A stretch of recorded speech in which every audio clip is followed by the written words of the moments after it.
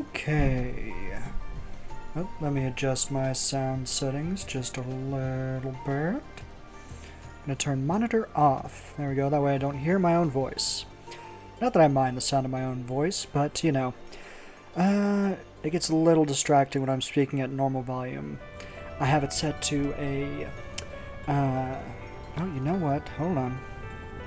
Let me turn off the upward compressor. I don't need that on while I'm just talking normally. Filters, upward compressor off. There we go. Okay. So I talk a little loud anyway, so no sense making everything universally loud. Anyway, hello. Wandermyth here, and today we're going to be playing Rogue Trader with the Goatfather. Super exciting. We've been playing this for a little bit, and I can't wait to see how it goes. I'm hoping to be a little bit funny with it. Haven't decided yet on what voice to use. You're going to be an Ecclesiarch Priest, probably with a chainsword. Could go with Russian. Could do a Russian accent the entire time. Or we can do some stranger accent. Or maybe just drop our voice in like a lower register. How does that sound actually? Let's see.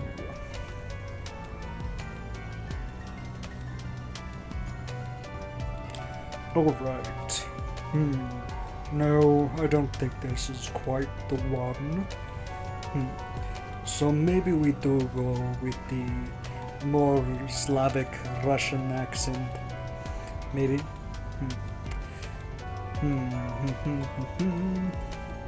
We'll pin it down. We'll pin it down once we actually get in the game.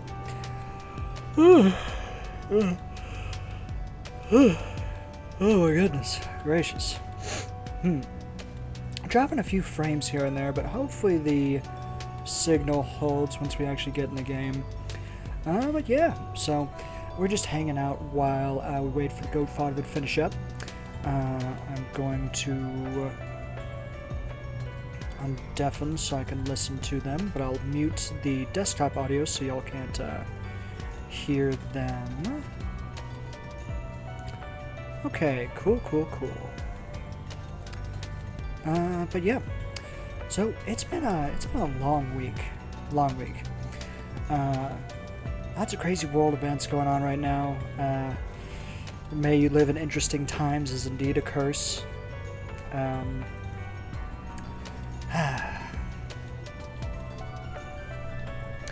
But, you know, that's why we're here right now. We're here to kind of get away from that for a little bit. And speaking of that, I think this coming week I'm going to do more writing exercises and things like that. I'm going to be trying to record a short later tonight. Or maybe if not a short, then maybe a short video, rather. And yeah, hopefully that goes alright. And oh goodness gracious. Yeah, I am still wanting to cover that horror short series, The Sick Land. So I'm going to do a reading of that, and it's going to be not ASMR necessarily, but I'm going to do like a soft-spoken reading of it, and we'll kind of see how that goes. I'm looking forward to it anyway. Should be interesting. I don't know why I'm so sleepy all of a sudden. I didn't even get up that early. Like, usually I'm up at like 4 a.m. for work, but you know, like, on the weekends I sleep at least till like 6. But I did stay up fairly late, so that's probably why.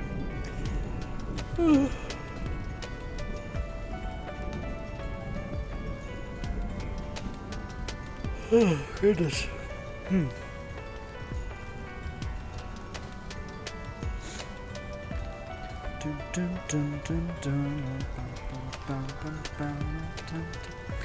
Oh yeah, how do you like this music, by the way?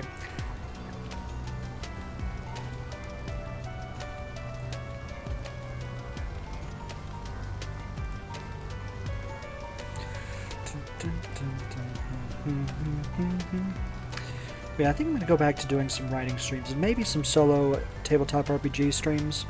I'm a little inspired by another streamer who tends to do that sort of thing, and I think that'd be pretty fun. We're going to have to see how it goes, though, because video game streams are fine and all, but I don't know. I don't find most video games very engaging. I do have a couple lined up that are more visual novel-esque that I can actually get into, so we'll kind of try those out. And yeah, that's about it. I think we're going to be ready to go in just a minute here. I'm just waiting for the Goatfather to finish their intros and whatnot, and then we'll unmute and get set up. I wonder why I keep getting these drops in my KBPS. Let's close down some programs that maybe are interfering. I don't really know what could be getting in the way here. Let's see. Processes. Nothing's really using the network. It's a lot of things using the memory. Let's list Warudo and the game. Nothing else is really obvious. Weird. Anyway, I guess we're just gonna have to deal with it. My internet's been all over the place. Maybe it's because they've been doing some construction. We're getting like new AT&T lines put in, like around the neighborhood. So that's disrupting things somehow. I don't know. It's crazy.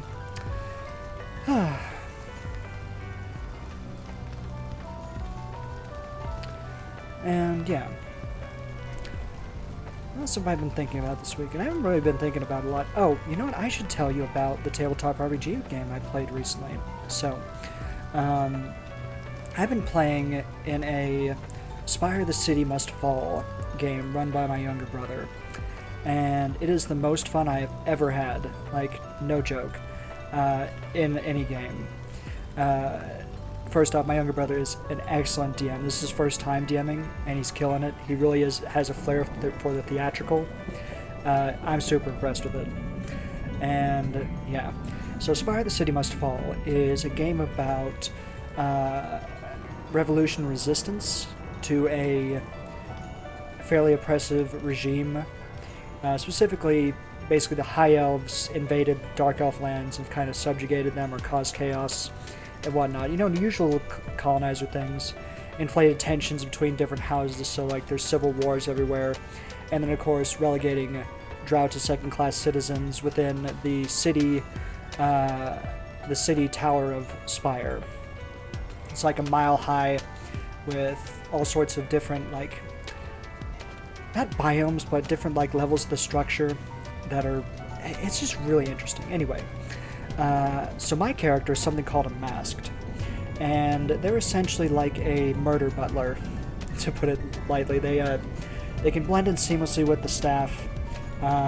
They're good at espionage. They're the gray man, I think, is how my younger brother described them. You know, like, nobody quite catches on that they're not supposed to be there, and especially in this game.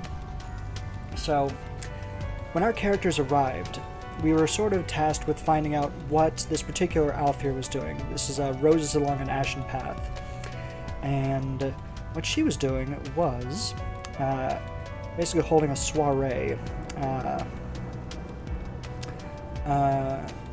Holding a soiree to demonstrate this new, like, procedure she had as like a charitable initiative. Now, Alfir aren't exactly known for charity, as they can't feel empathy or sorrow. So yeah, they're a race of, like, artsy sociopaths. Anyway, so a little concerning. So our characters went to go investigate. In the course of our investigation, we found out that the process she's unveiling is... Oh, I think we're getting ready to start. I'll tell you more later. Hello, hello. A problem? What's that? Enshittified?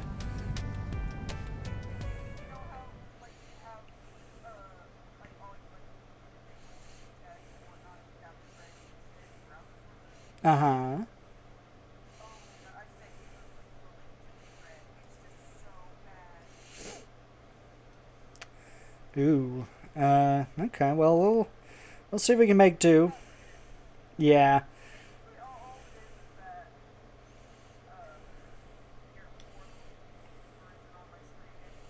What? Really? Huh. That's weird. Yours is still on mine. Huh. Well, you're still showing up on my end. So maybe it's some setting. Let me go look through the Fujitech stuff real quick. I'll just do that real quickly while we get started. So, but yeah, I'm excited to play some Rogue Trader. We're active by Fujitech. Log in with Discord. Blah blah blah.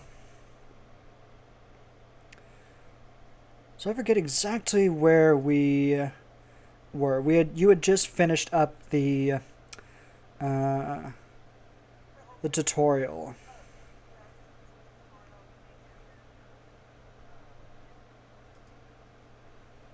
Okay. Awesome, awesome. Cool, cool, cool. I don't suppose my thing is showing up now, is it?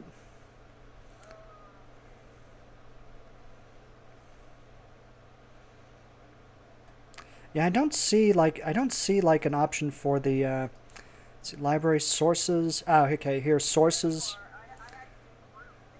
Ah. Okay, cool. Nice. Okay, then excellent, excellent. Okay. All good then. We're all set. Okay.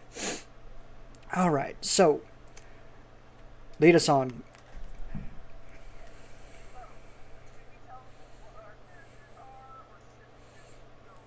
Let's do some in media res like shenanigans here. So once we arrive on the planet, we'll get into it.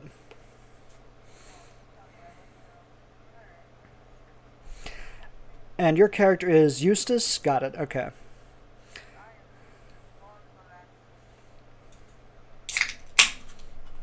Wonderful.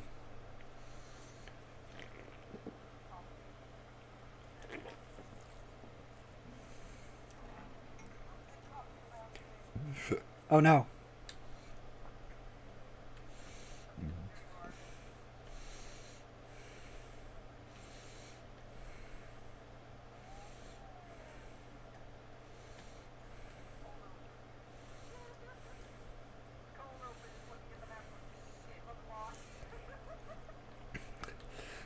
What do you mean we're lost?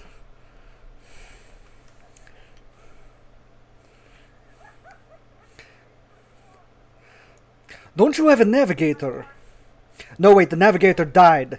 Shit. The navigator died? What do you mean? How are we going to get anywhere without the navigator? You can't just find a new navigator.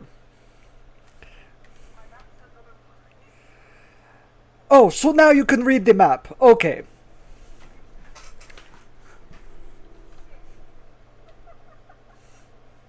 Well, Mr. Map Reader.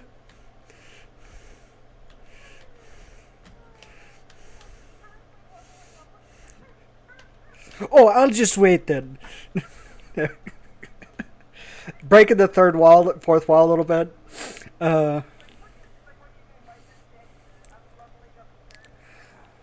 Hello?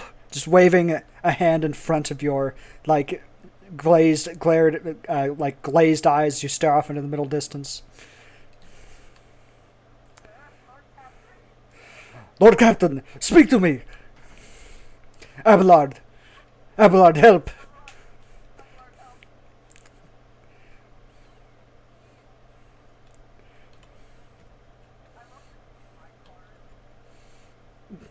Oh, is it an ability?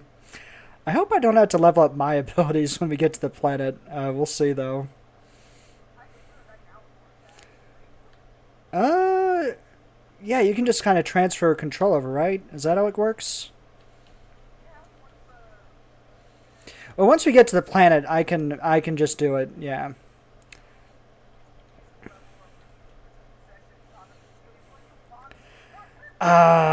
I know, I know. It's terrible.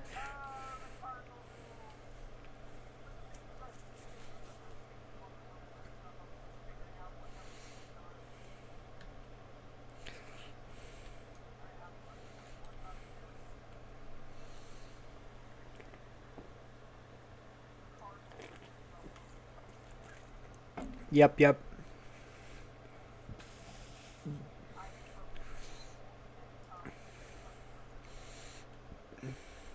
Oh, I think I can... No, I can't level myself up. Okay. I am in your party, though. That's cool.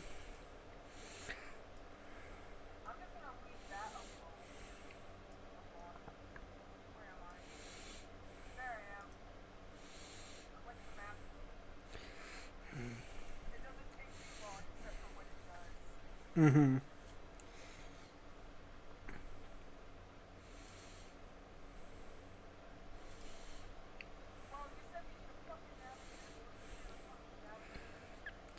This is extremely convenient. What do you mean you can't click it?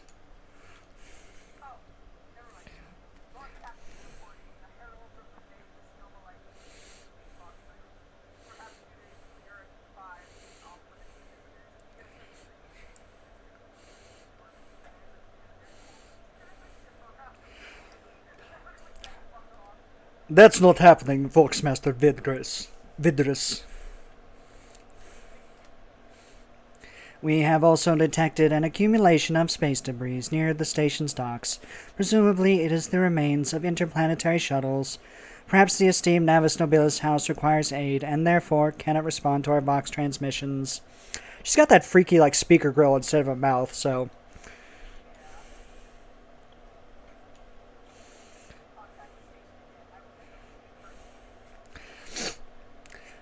I'm sorry, Lord Captain. The station does not reply even after an official greeting by a rogue trader and the declaration of your intent to negotiate in person.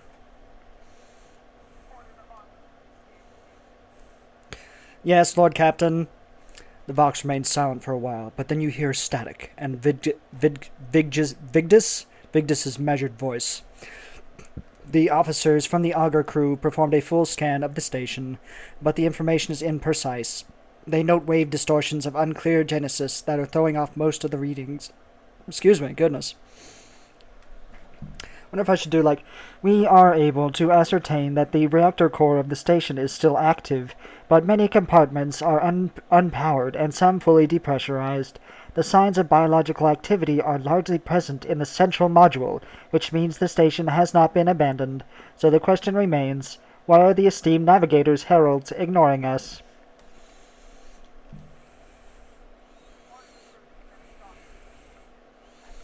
Affirmative, Lord Captain. We do not know what is happening at the station, so you will have to look for the esteemed navigators blind. Dog safely, and may the God Emperor light your path. Bearer of the Holy Chainsword, Archibald. Because it can be.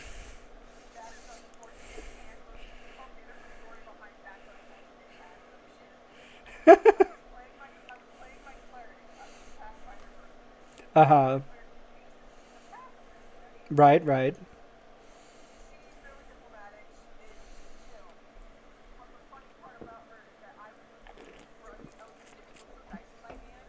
Uh-huh. Right, right.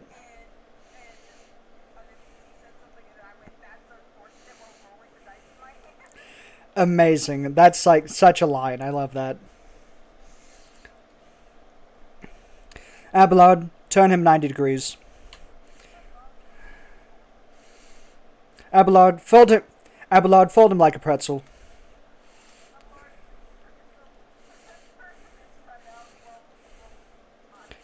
Abelard, transform.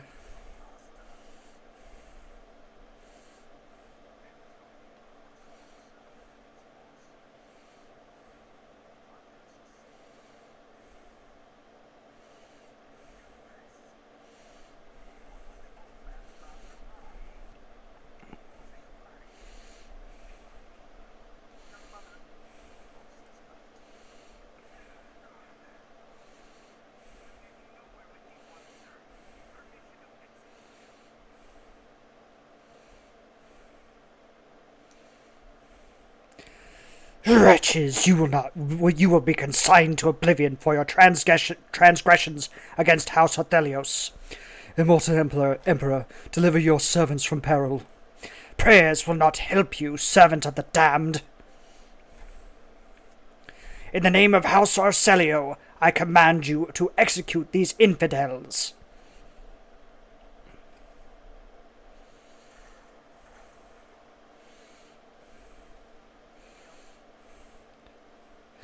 The fuck did we walk in on? Master, we have some strange guests on the station.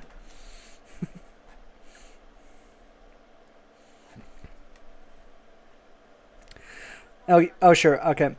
Philip Arcelio, a tall man stops you with a gesture when you approach. Blood is trickling down the pearly scales of his weary face, and not just his own blood. Two jet black unblinking eyes are watching your every move, and the third one, the mark of a navigator's fate, is menacingly pulsing behind the lower lid in the middle of his forehead.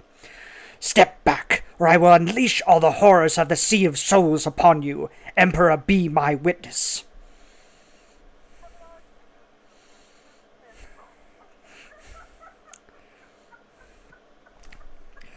Before you stands his lordship, the rogue trader Eustace von Valentius, heir to the greatest protectorate in the Coronis expanse, and bearer of the sacred warrant of trade. Allow me to point out that Nobilite customs require the Lord Navigator to introduce himself first. But given the, unusual circumstances on your station, his lordship, the rogue trader, is willing to turn a blind eye to your hostility. But just this once.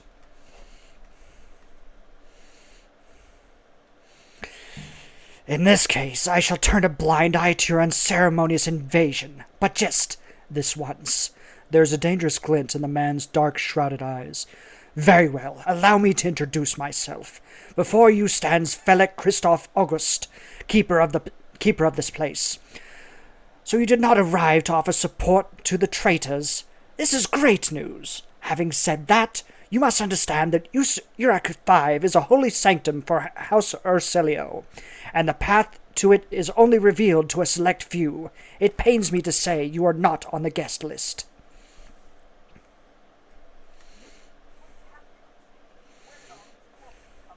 Well, I made a few of them just now, if you didn't notice. Betrayal, a most banal thing in the life of the Nobilite. Don't you think I was stabbed in the back by my closest friend, Theobald Arcelio, the second keeper of Ecclesiarch 5 and my mentor? On his instructions, my own people sabotaged the generators, blew up the shuttles, and brutally massacred the loyal servants of my mistress. Most unforgivably, they dared to take her prisoner. Greedy scum. I swear by the throne's light their souls will perish in the darkness of the void. Felix falls silent for a few moments, and then furiously slams the end of his staff into the floor. The madmen have captured Lady Cassia, and are now torturing her upstairs while we are idly chatting down here. Help me rescue her, or be gone, but waste no more of my precious time.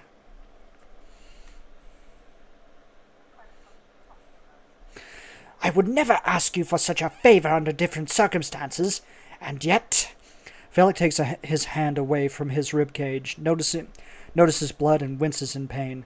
And yet, Lady Cassia's well-being is above all. I haven't got many people left, and my wounds are too deep for me to act with precision and swiftness.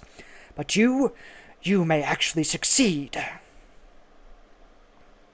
In order to ascend to the mistress's chambers, you will need to remake a holy relic, sanctified with the blood of Lady Arcelio herself. We have to do this every time we want to see her. This is the control rod of the elevator machine spirit. I have one part and the other was lost during the mutiny, but even this relic will be of no use unless the elevator mechanism is powered.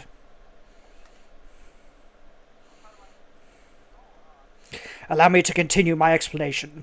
I have a phylactery containing the mistress's blood. It needs to be taken to the laboratory, which is located behind one of the reliquary doors. The most ancient and sacred mechanisms will help to rebuild the rod. The tech priest ceaselessly performed the rites of appeasement so that the machine spirit would serve the house in its time of need. The fateful hour is now upon us.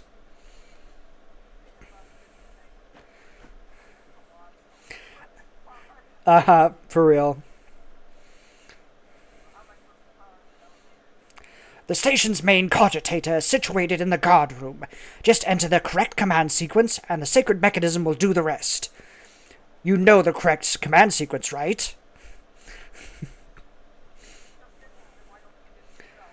I never said the feat would be easy to accomplish. The path to the laboratory and the guard room is blocked by the very same madmen who took over the station. They will not negotiate and are not afraid of displeasing the Navis Nobiliate or incurring the Emperor's wrath. They bow only to brute strength, something which I currently happen to lack. You came to the station for a reason. House Orcelio will not be able to help you until the current crisis is resolved. But if you aid us now, I promise we will reach an agreement that you will find satisfying, be it riches, influence, or the powers of our navigators. So, what have you decided, descendant of the von Valancius line?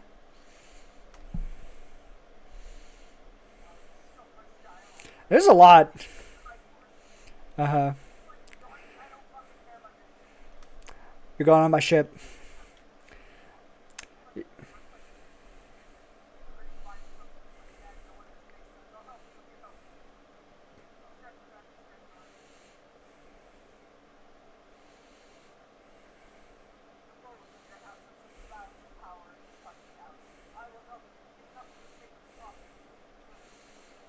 Didn't you say we needed the navigator? Felix nods curtly. You should hurry then. We will stay here to hold the line and lick our wounds. Good luck, rogue trader, and may the Emperor's light be with you. Item received, phylactery of blood.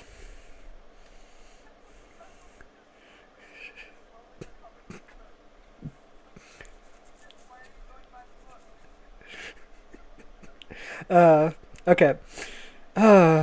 Now, I think, how does this work now? You made, yeah, who do you want to assign to me? Yeah, let me take Abelard. We'll be at the front line, guys.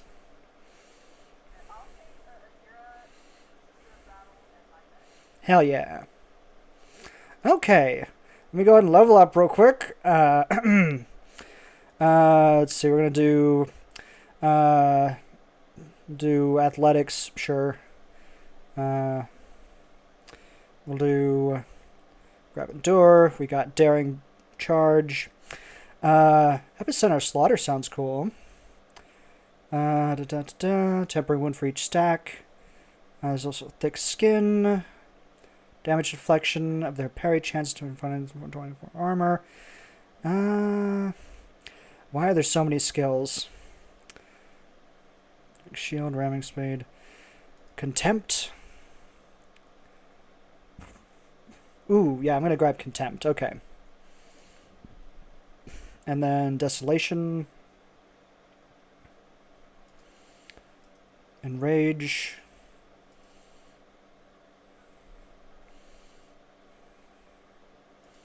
Okay, and we'll upgrade our weapon skill. Cool. And complete. Hooray! Okay.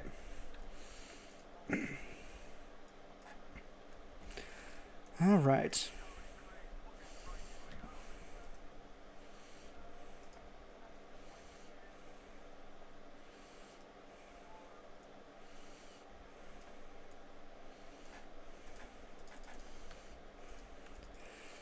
I think it is, oh, this way. No, wait. How do we get through here? Oh, here we are. I think we can jump over this.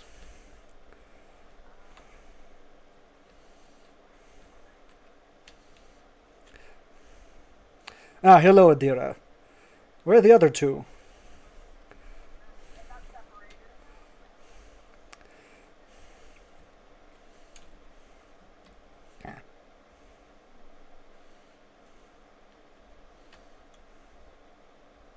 Alright, let's see if we can get through here.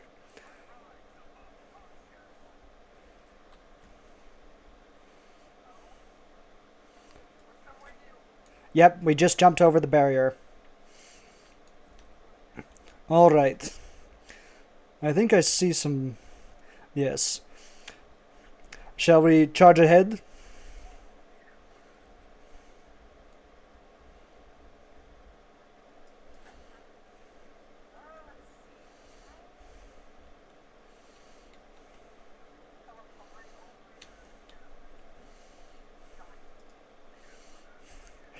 It's so funny.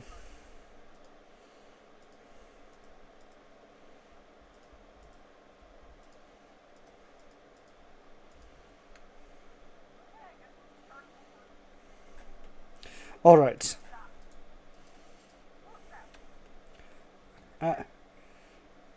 It's off to the side. It's fine. Oh no, there's a second trap. Don't worry. I know how to disarm a trap. I worked in the Ministorum. Oh, I'll wait for you to catch up. No worries. Ooh, there's a chair here. Most of these unfortunate souls took their own life by slicing their guts wide open. They all committed suicide. Why?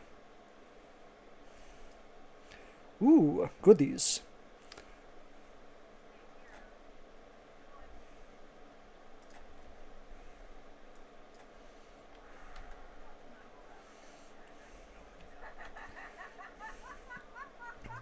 Oh shit, what was that?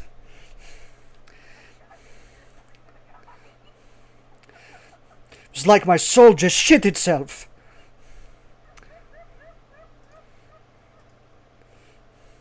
Alright,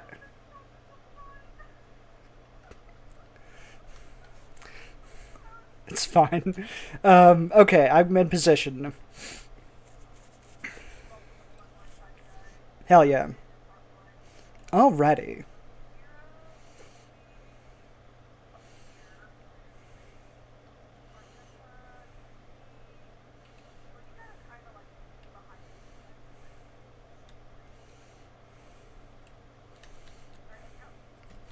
Alright, starting the battle.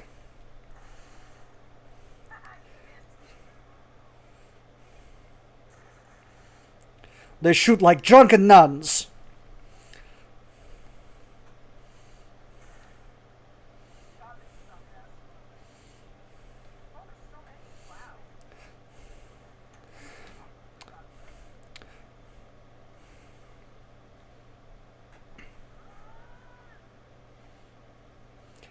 Did she just scream and do nothing? Oh, you're using analyze enemies. Okay, I see now.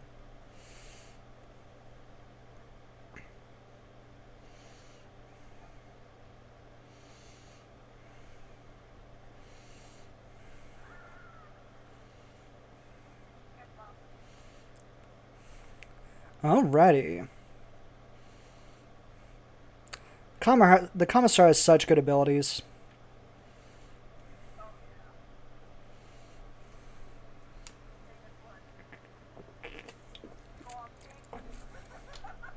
Oh, fuck yes. There's a very scary guy over here. I'm going to go fuck up his day. Oh, that's only an attack thing. Let me see. Can I shoot? Can I shoot anybody? I do have a gun. Actually, that's all I have. I only have a gun. That's right. Okay. I think that's... Can I shoot again? No. I can do War Hymn. Grants momentum equal to 8. Not really useful just here. Alright. Okay. And... yeah. Okay, I think that's going to be it, though. Do you have a spare melee weapon you can throw me? Hello, Hades of Acheron. How are you doing today?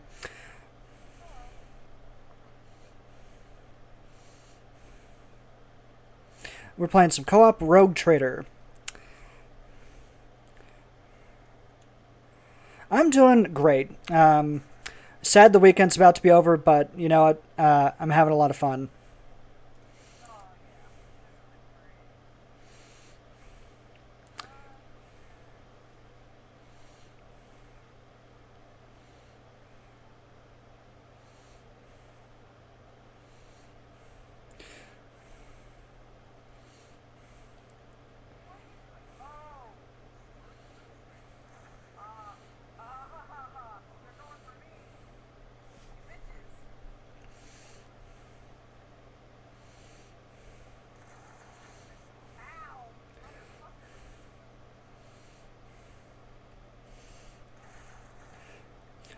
Try to dodge the lasers.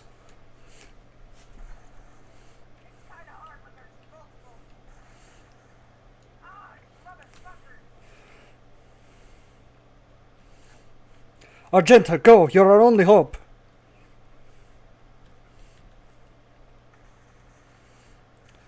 Holy shit!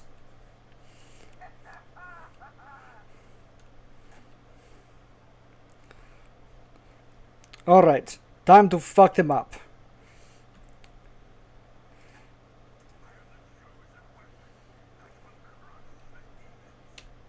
Let's see, who can I shoot? I got a 43 chance on him, 51. No, I just took out the squad commander. Alright, and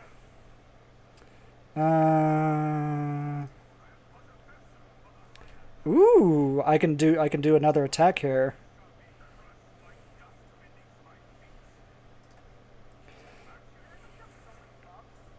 Mm-hmm.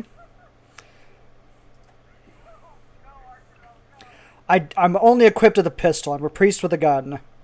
Alright, I'll kind of... Thank you. Alright, I think that's where I'm going to end my turn there. Oh, Abelard. Now it's Abelard's turn. Let's see. Who's he going to mess up?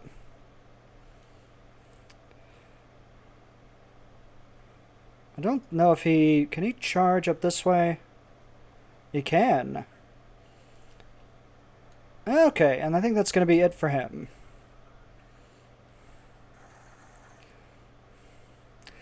He just shot his own man! Oh my god! How could you?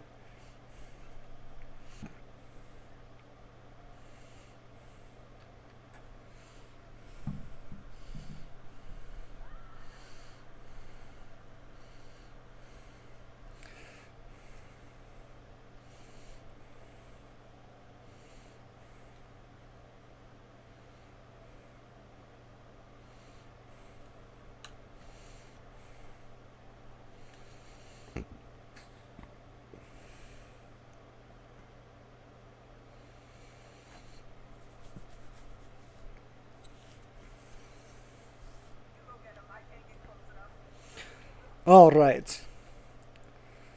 Hey, you. Catch.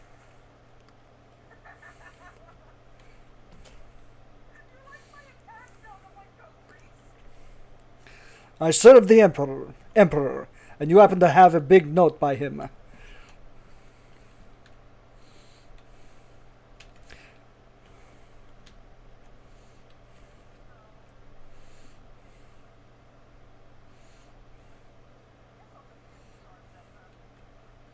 Nice. She can probably make the shot, right? Okay. Oh, great. Yeah, they do.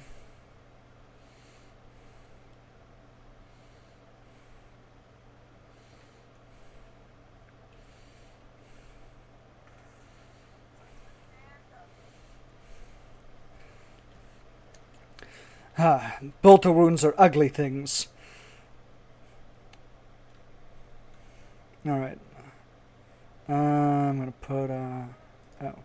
Hold up. My guy. Okay.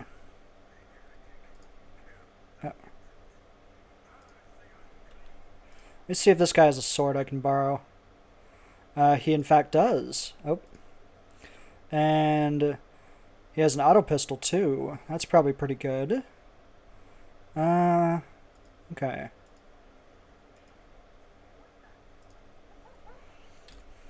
Did you find a secret?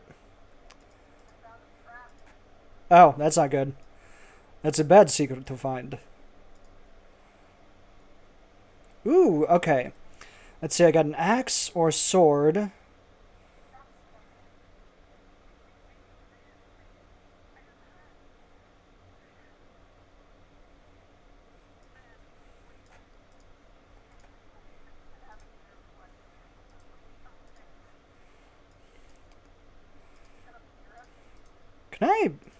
Can I dual wield axes? Is that a thing? Oh, yes, I can.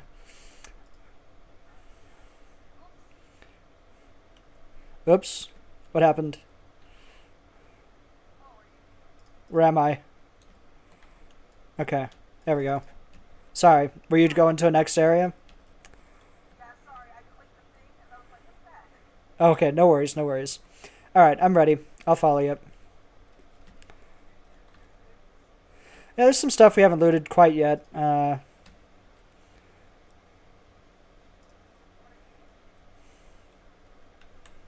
There's goods here. Ooh. Tremendous honor. And I think each of these lines is like alternating. Do you want to get the next one?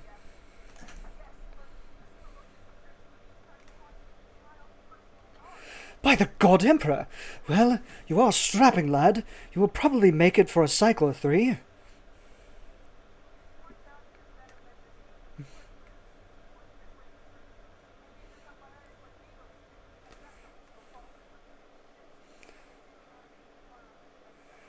I think it's Ilo. Oh, what happened to that one?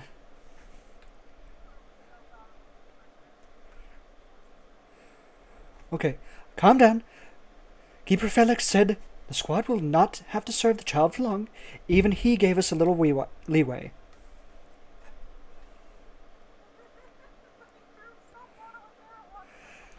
Stay cool, man. It's okay. It's not gonna happen to you, man. Oh man, the voices aren't real, man. Voices aren't real, man. The voices aren't real, man. Mm-hmm.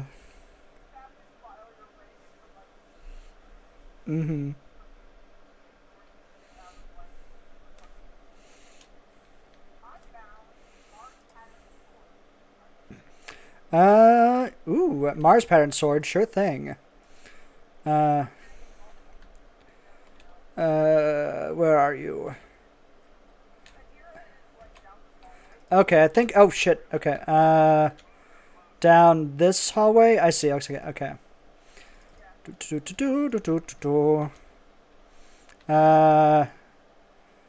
Mars patterns. Ooh, very nice, very nice.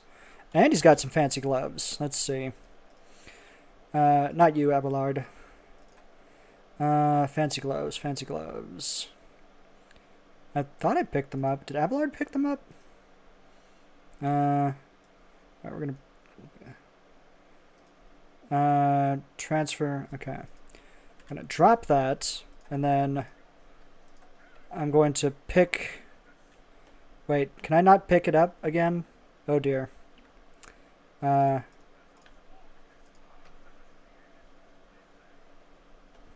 Whoopsie doodle. Okay, the sword's gone.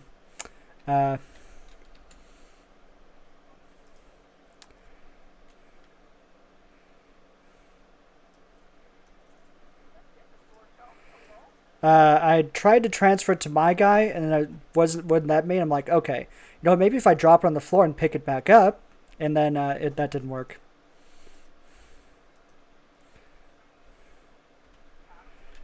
No, it's disappeared. It's vanished. Yeah.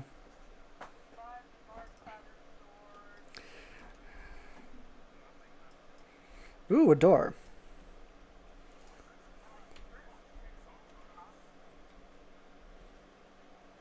Hmm?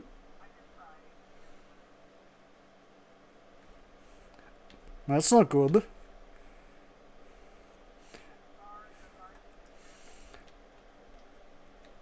What are they doing? They arguing?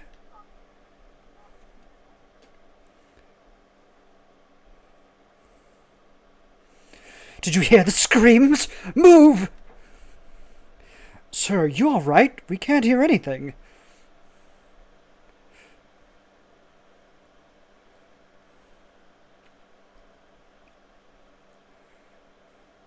He's wigging out, man. Now I see. You're in league with them. This is an insurrection. Yes, indeed. Death to the traitors.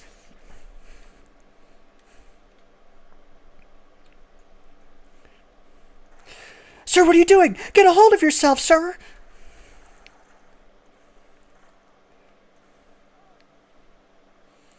Holy shit. I know you are all traitors. Traitors, all of you. They told me. They whispered. Hey, who are you?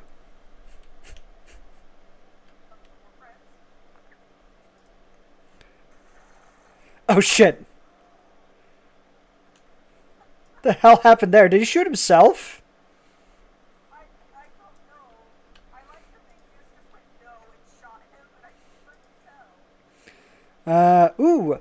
I found the data crypt H41 OK key. I'll collect the key.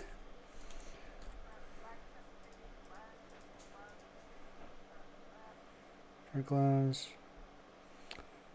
Can I...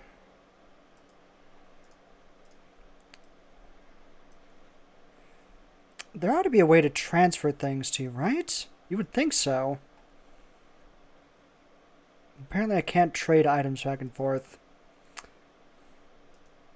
Can you go into my inventory, go to accessories, and then grab these gloves out of it? They give you a bonus to persuasion, and you do most of the talking.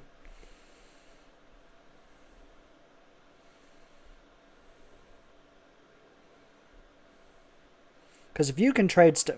Okay, so you can move stuff around, I can't. Got it. Okay. Cool, cool. Weird.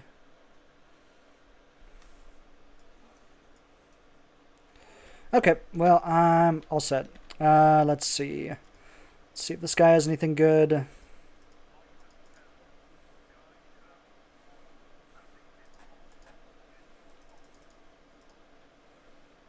Oh, door. There we go.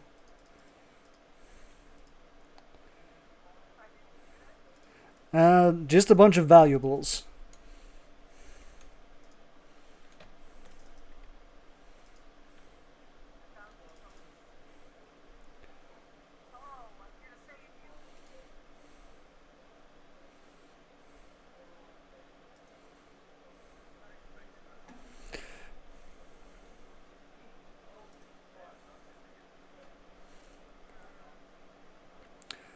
They're fine, right?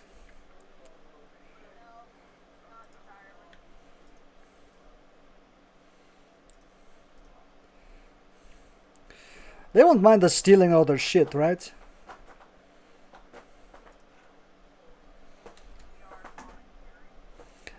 Commandeering all their shit, sir.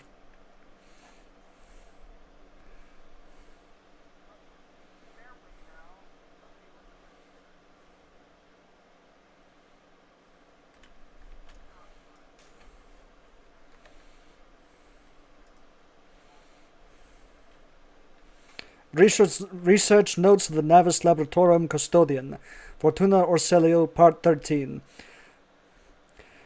Keeper Theobald graciously agreed to provide samples of his skin growth so we could study the influence of the rebellious immaterium on the flesh of the Navis Nobiliae.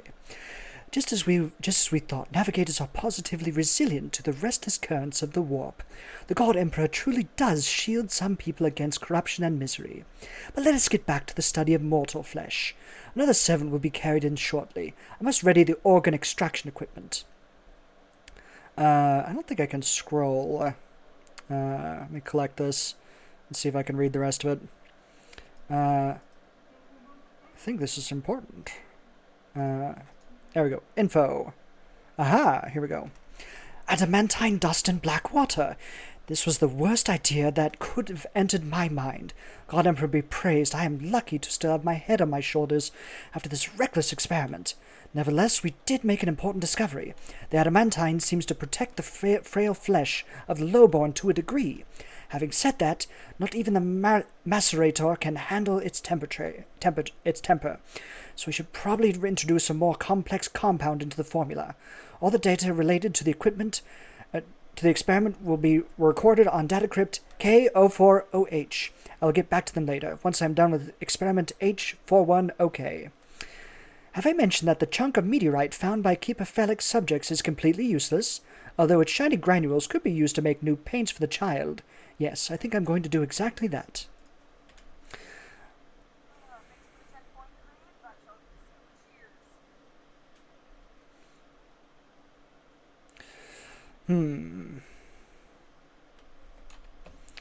Oh, I am far behind you right now.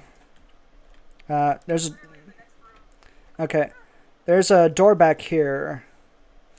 Hey, there's a cogitator here.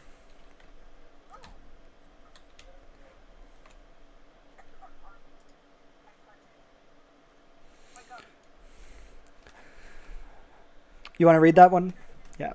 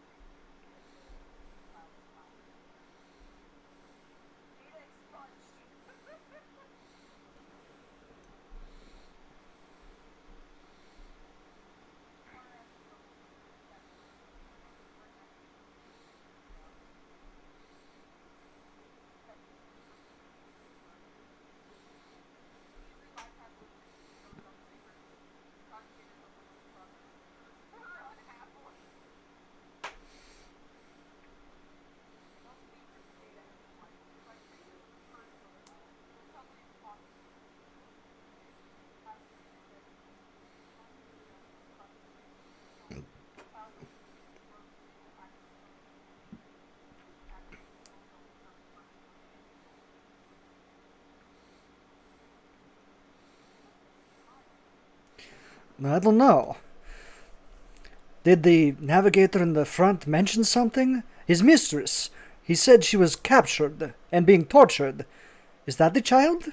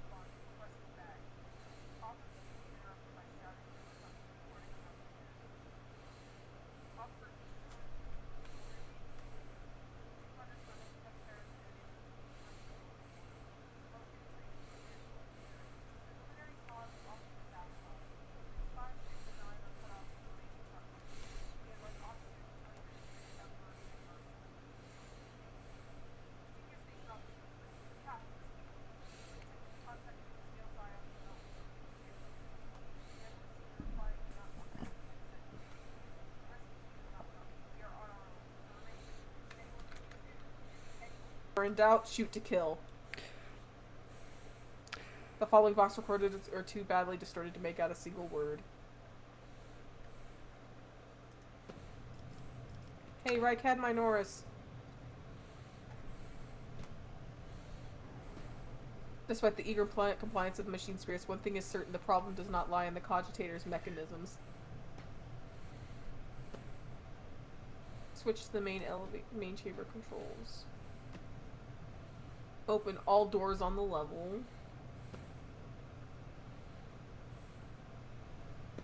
Ah! What the fuck?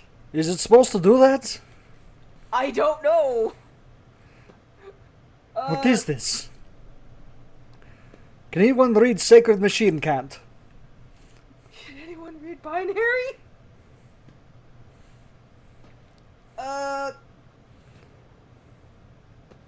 Quick, pick a number. 3. 3 it is!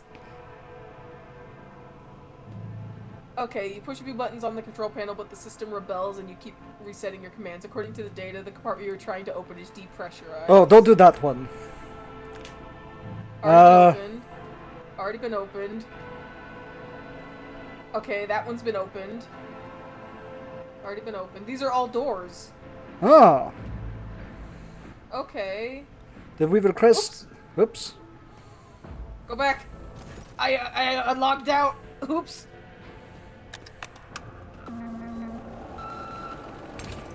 Oh, I love the clunky noises. That's so good. The elevator to the upper chambers is blocked. Processing query confirmed. Hell yeah. What about the navigators? Felic, Orselio, status alive. Theobald Orselio, status alive. Calamoria, dead, dead, dead. Oh, they only have 2 alive navigators so far. Child. Child location, upper chambers, biometric parameters, rapid heartbeat, elevated body temperature, stress levels exceed permissible limit, status unknown error. Attention, common procedures advised. Attention, upper chambers inaccessible. Error, control rod is not present. If the rod has been misplaced, immediately contact a keeper, the Navis Laboratorum custodian. So the child is stressed. I mean, he did say she was being tortured. That would track. You really are on about the lady being the child. I mean, Aren't who else? you? I mean, there's only... Wait, who are the 2 alive navigators? Felic and Theobald. So... do you think Theobald is the child? I forge my destiny among the stars. I think the child is its own, entity. Okay. Alright, where the fuck do we go now?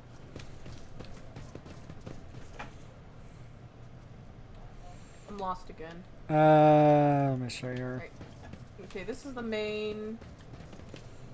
I believe it's What's this the way. main- That makes sense, yeah. We did activate the elevator now, so... We are the spearhead of the Oh! Imperium. Heresy has found its way into the walls of the steamed house. Ooh, found Ooh, another Mars spooky. pattern sword. Hold up. For the Emperor! What advice do you seek? Blessed Spooky is shit Von happened on my Valencia's screen. bloodline. Does dual wielding melee weapons do anything? I have not tested that out. Okay, Okay. we were here. I suppose we can go back, right? Yeah, probably. Okay. Yeah, there's nothing left to explore up here. We checked out every nook and cranny.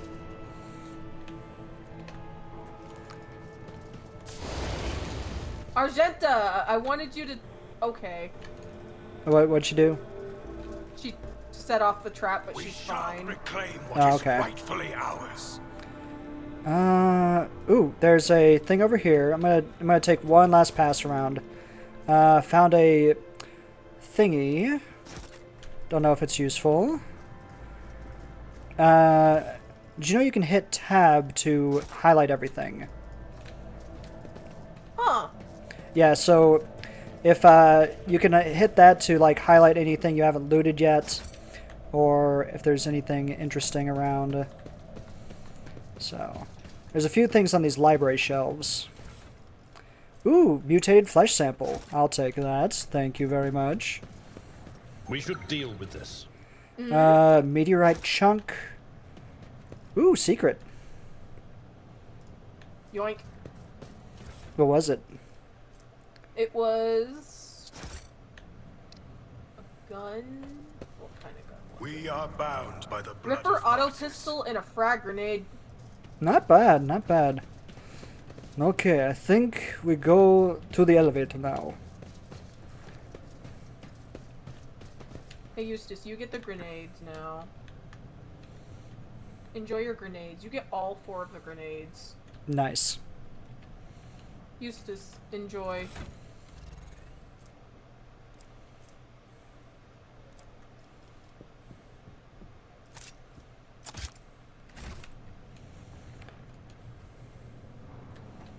Alright, where the fuck? Up this way. We're gonna go back across the The barrier. duty prevails. There we go. This master-crafted patella augment is Hey, not fellas. fit for a servitor. We've returned. Let me see if the button works. No. Oh, we have to remake the control rod still. Hold on. I think we gotta go back. Ah, I have bitch. proven myself yet again.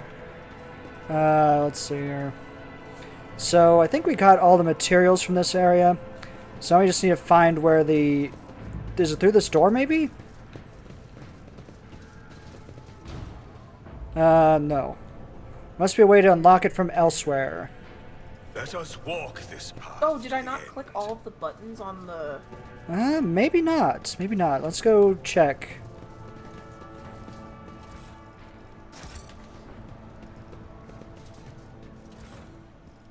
Ooh. Warp Seer's goggles.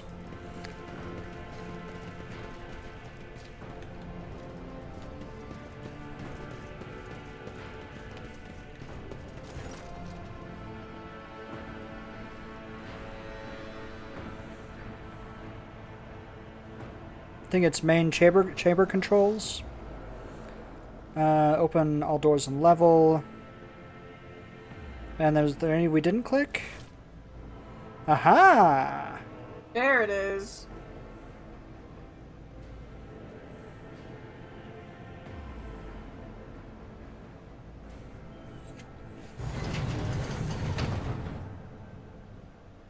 Excellent. We did it.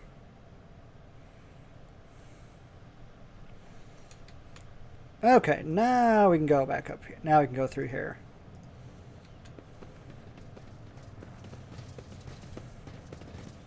We left behind Argenta and Adira.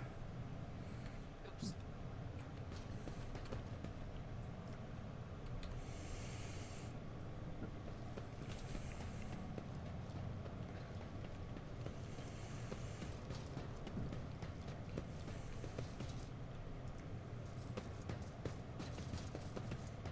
Adira, I told you to move. There she goes.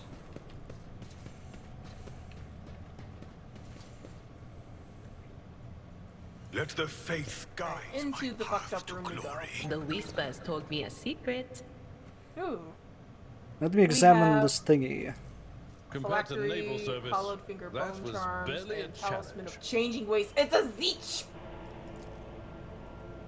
Interesting. Synthetic amniotic fluid pools across the floor. Barely discernible traces of stench stretch to the opposite end of the corridor. Something escaped from this. The child? I don't know. Well, we got a psi crystal. Interesting. Flesh sample. Know your duty. We got data crypt K04OH. Interesting. Alright. God, Lady Acacia's Medicae. You want to What's talk the to him? matter? Please don't kill me! Data crypt connector, tissue flask, catalyst flask, reagent flask. So, I have done this before, though I don't quite remember the process. We picked up a bunch of materials, and we had to put the right combination materials in. Now, the hints are in the data crypt, so if you go over to key items or notable items, data crypt, we got to kind of read through those and figure out which one's the correct one. What the correct combination of thingies is. So I'm going to start reading through H41OK. You just right click, go to info. Oh. Can I not read it? Oh. Uh-oh.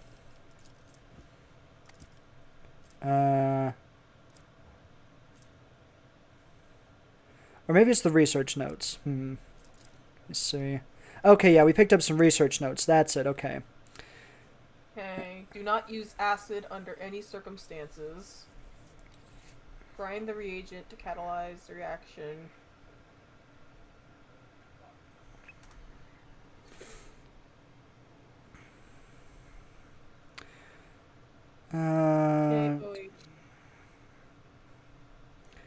So I think it's Navis Nobilite flesh sample.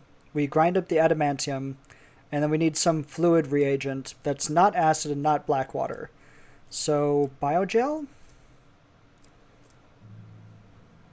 I think that might be the right combo. Maybe. Unidentified acid, black water, biogel. So probably a biogel. We could try that. But there's also Psi Crystal. I don't... Let me see if it... Does Psi Crystal show up in any of the notes? I mean, I see, okay, adamantine seems to protect the frail flesh of the lowborn, and Navis Nobile flesh is resistant to the warp. The data related to the experiment was stated in blah, blah, blah, blah. The meteor is useless, it says. Okay, we look at number 12. More and more servants being influenced by the immaterium. Nothing to do with the blah, blah, blah. Corrupted flesh, the mutated, reacts most unusually to the crystals we purchased from the Winterscale dynasty. I strongly recommend finally grinding the reagent to catalyze the reaction. Not use acid under any circumstances. I like 10 and 10 to the burns. Blah, blah, blah.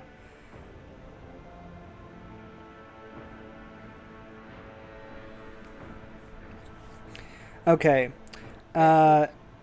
Datacrypt H40KO is malfunctioning. So... okay. So, K40KO, we don't use that one. I think it's H410K is probably the right one. Yeah. So, that's the right data crypt.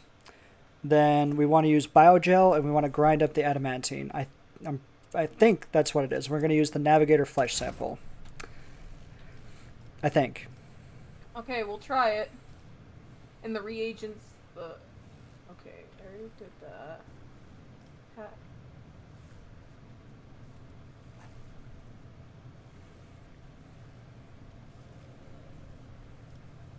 We don't have a reagent flask. It's those little... Wait, we don't? No. Reagent flask. Oh, what happened? Oh, okay. Yeah, you did it. Something happened. Did you get anything? No, nothing happened with the reagent flask, but I did remake the control rod. Oh, cool. So, I think that's all we need to do. We could try a different combo of stuff, but I think it gives you an item if you do it right, but I don't know what combos are good. It's up to you if you want to experiment with the remaining stuff, or... So it says, don't use acid under any circumstances, right? It says that H40KO is malfunctioning. So if we do K040H, Blackwater, and then Psi Crystal, I think that'd do it. So K040H, use that one? Yeah. And grind up the Psi Crystal. Navigator flesh sample? Probably should use a different one, right? Let me see. It said the mutant one acts interestingly. Let's try the mutant one. I don't know if it'll do anything, but... We don't have a reagent flask. That's the problem. Let me see. Weird. And there's nothing Did we miss here. something? Maybe. Well, it's not super important. I I was just super curious about See, it. I thought the reagent flask was where it like came Transducer. out. Yeah. Oh, wait. Hold on. So, use the psi crystal? Yeah, psi crystal. This is intriguing. Oh, okay. So you get it from the reagent flask area. Okay. And nothing No, exploded, so. There was a... Oh. Right here. Oh, you ground up the stuff. Okay, okay. I see now. Okay, are you gonna do the thing now?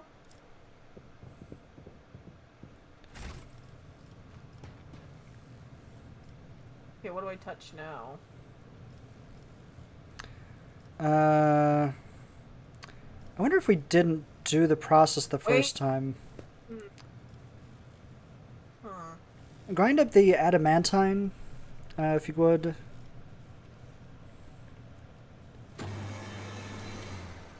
Okay, and let's try the first combo here. So that was adamantine, navigator flesh sample, and then data crypt was it H41 okay? Let me double check. Let's see, that's on the other one. No, Fujitech just crashed. This No. embed URL no longer works. Please visit Fujitech Reactive. Hold on. H41 okay. Yeah, no. Fujitech just decided to no, it's not working anymore. Dang. H41 okay. Oh, apparently I can catalyst flask use biogel. Oh. Oh, you did something. Yeah, I think we got everything right in there. Activate the device. Oh, nope. Something went wrong. A nice Well- little stroke. Yeah! All right. Science! I thought I put the right stuff in there. Apparently it only activates once you put all the ingredients in, then you can't unput them in. Okay. That was funny, though. That was funny. I'm just imagining a priest and commissar going, I don't know what the fuck we're doing. So we just add the adamantine dust here. I We think tell- so. It explodes. We tell no one about this. The I tech priest rise will be above very upset. hardships. And the navigators will be very upset as well. We'll say that it was just Divine that way. watches over us. Was there anything else we need to read? Handwritten letter. Okay. Felic Oroselio looks a little better. His tangled hair is now neatly braided. His wounds are tightly bandaged, and there is some healthy color under the scales on his cheeks. You dealt with the threat and powered the elevator. Well done. I trust you brought the activation rod as well. Remember, every second of hesitation may cost my mistress her life. Adira suddenly cocks her head and drives her nails deep into her shoulder, and starts mumbling. The crossroads, there are two paths, both stained with blood, both leading to the accursed eye. They all wear masks so poor and flimsy, they fall at the slightest touch, one hiding a blind man, another a traitor. Ooh. Who is who? Who do you see? They will not speak, the nasty little things. They say tearing off the masks is your concern. What paths? I cannot say. One is path with blind faith, the other with hatred and treachery. Both lead to tragedy. You simply have to decide what kind of tragedy you like the most. Ooh! You simply have to decide what kind of tragedy you like most. Okay. Thank you. I did not understand a single word. Amazing. This station has enough problems without your sorcery, Psyker. Felic waves Adira off and looks at you expectantly. You want to give him some questions, or? Nah. Okay. Thank you, Rogue Trader. I don't even know what to say. Status and honor prevented me from admitting it before now, but you have awoken hope in me. Hope that I might actually leave the station together with the mistress, which is why I'm about to ask one last favor of you. Internally, Eustace is rolling his eyes. The lowly insurgents got their hands on a weapon that suppresses my navigator powers. Their absence makes me a living target, but this weapon is useless against you, as is the bunch of lunatics wielding it. I humbly ask you to deal with the scum huddling upstairs, and hurry to adorn my mistress with the relic of our house, a sacred amulet against all evil.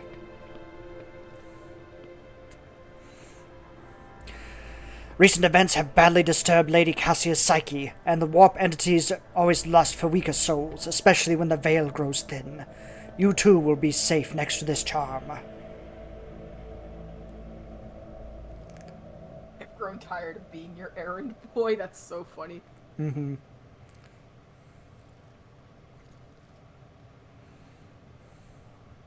And what will I get in return? You will get everything you wanted, a loyal navigator and the undying gratitude of House Orcelio. Very well, I will do it. You're going to need this charm. Felix hands you a precious stone without a setting. Its luminous surface remains cold to the touch, no matter how long you hold it in your hand. And may the God Emperor's light be with you. Item received. Glowing stone. I love how it actually gives you a picture. Uh-huh. Alright. Touch the machine. And we go. Whatever you wish.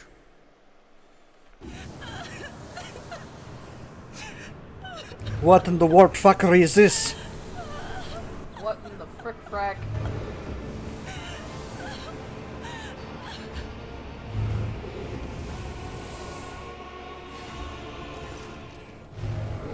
The pale figure with unnaturally long limbs covers her face with her hands, which are deformed with talon-like nails. Her deathly pale face is coated with blood that continuously streams from her scarlet, misted eyes. Her spiny gills, slightly hidden under her disheveled hair, twitch nervously at your approach. Only now do you notice the third eye on the young woman's forehead, hidden by a jeweled ornament, and when your eyes meet, you sense overwhelming, soul-smothering power. As the otherworldly creature's gaze slides over you, your entire core shudders in terror. Flashes of past warp nightmares reemerge from the shadows of your memory and paralyze your will. You gasp for air in terror, drowning under a crashing wave of pain. You cannot catch your breath. Hot tears burn your cheeks. Why is this happening? Why is it happening to you? Why do you feel so lonely and in so much pain? Do these feelings even belong to you? Adira emits something between a moan and a drawn-out whimper. Ow, ow, ow. As if my own little pals weren't bad enough. Now there's one barging into my head. Somebody stop her.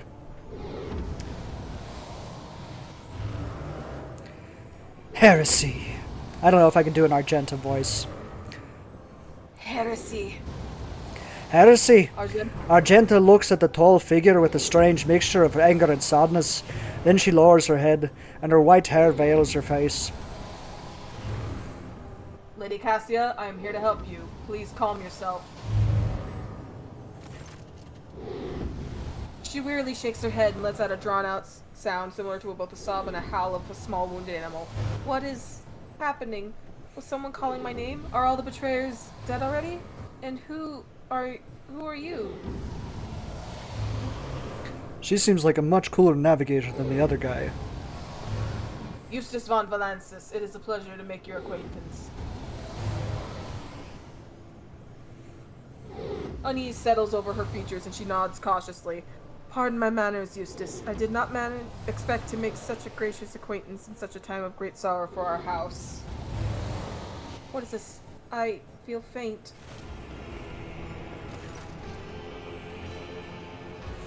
The heavy-set old man who has been kneeling nearby erupts into low sobs. His eyes, swollen from crying, dart desperately around the room, as though the veil of ignorance had just been ripped away from them.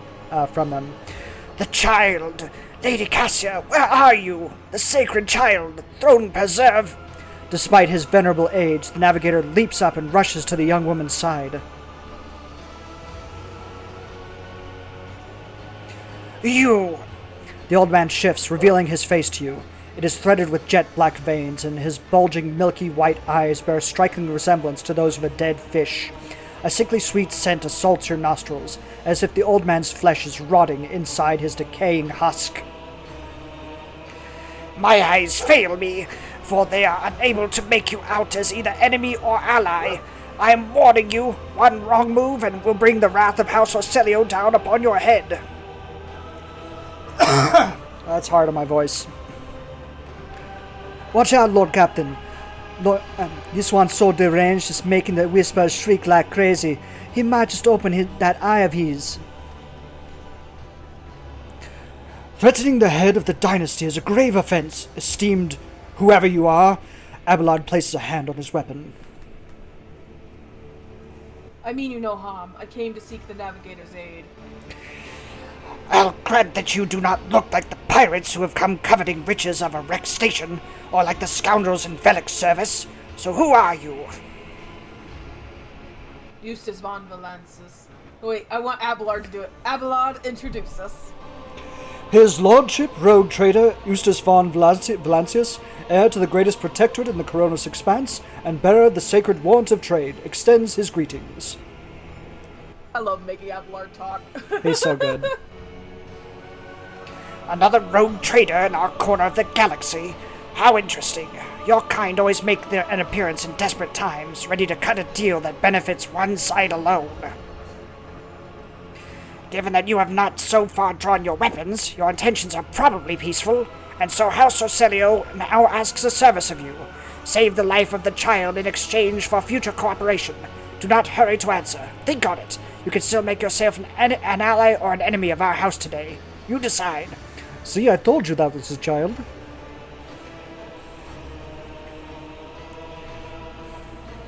Eustace just frowns. It's like, see, I told you. Shut up.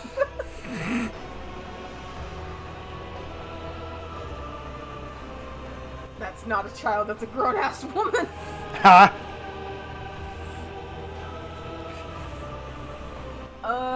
God, I kind of just want to take him out. Eustace would probably take him out. Emperor preserve us! Can the Von Valancius dynasty be in league with the Orselio traders?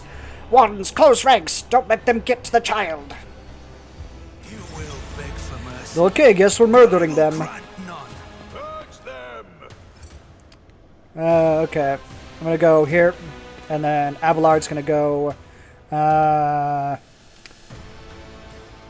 here. Cool. I'm ready.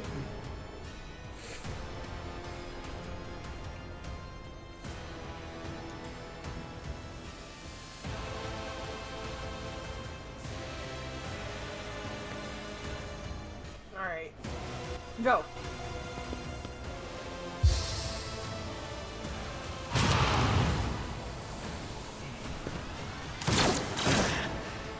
Temporary setback. Follow my lead. You suck. Weather the storm. Who are you shooting at? Good question.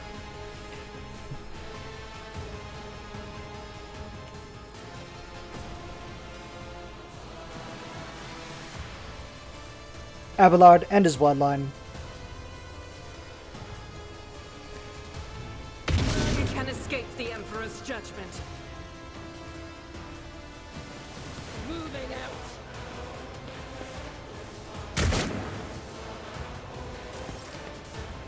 Okay. The best defense is a good offense.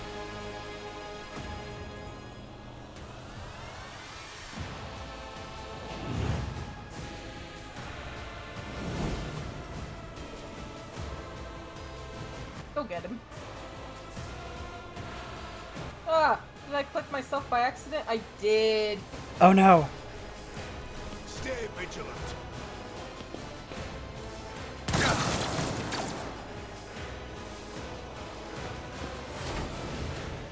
We need to take out the healer, you bitch! Alright, you're a problem. Oh, my soul! Oh, Yadira! I had to take out the Medicaid, I'm sorry. He's a problem. It's like the very core of my being stubbed its toe. As an apology, have a buff. Oh, that's what I need, more warp fuckery. Stop touching my priest with your warp shenanigans. Abelard, Abelard, My place is at the fore. what's your command? Abelard, bisect this man.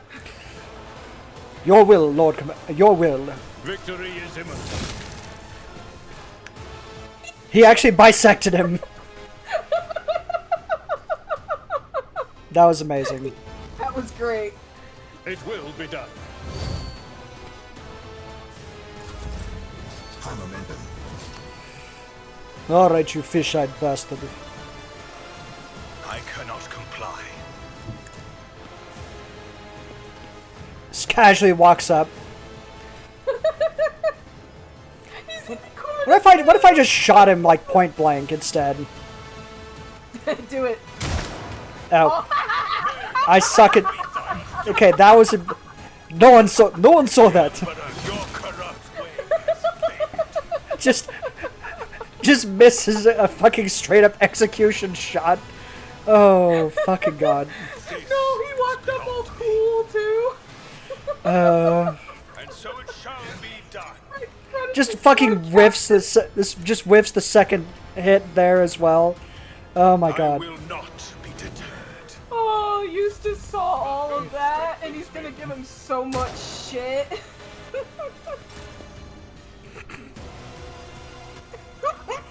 There was an 86% chance he'd hit him. It was bullshit.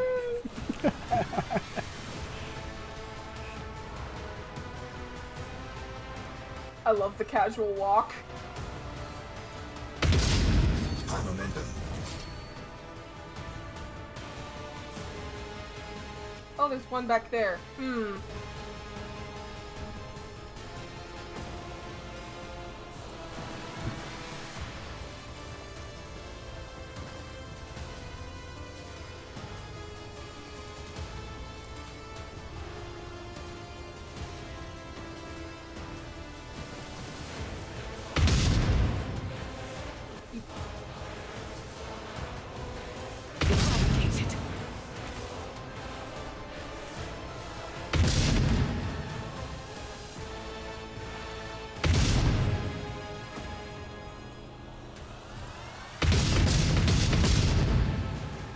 I was hoping that the hardcover would just. I was just being. I was being stubborn. That was funny.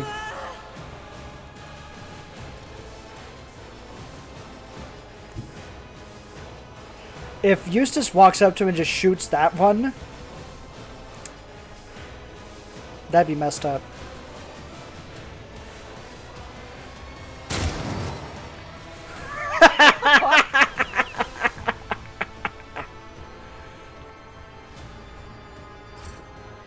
Take care of him for me. Redeem yourself. Rejoice in service. That's all I can do. I can just run up here.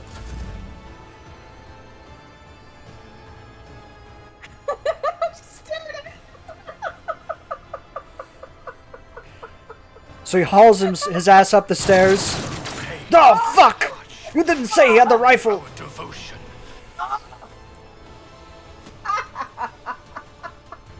Just rounds the corner just to get a fucking face full of... Ah! You didn't get hurt that time. Yeah.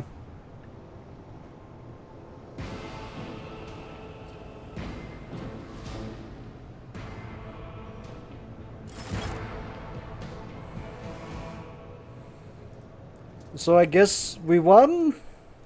We won. But she's very upset with us.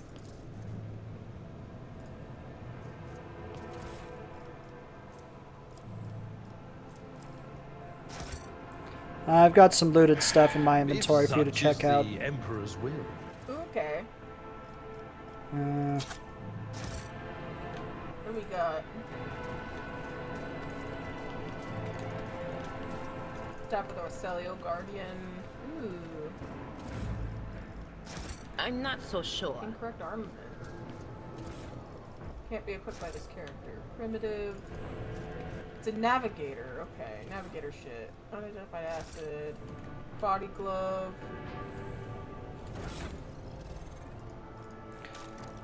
Let's see if there's anything better for Abelard here.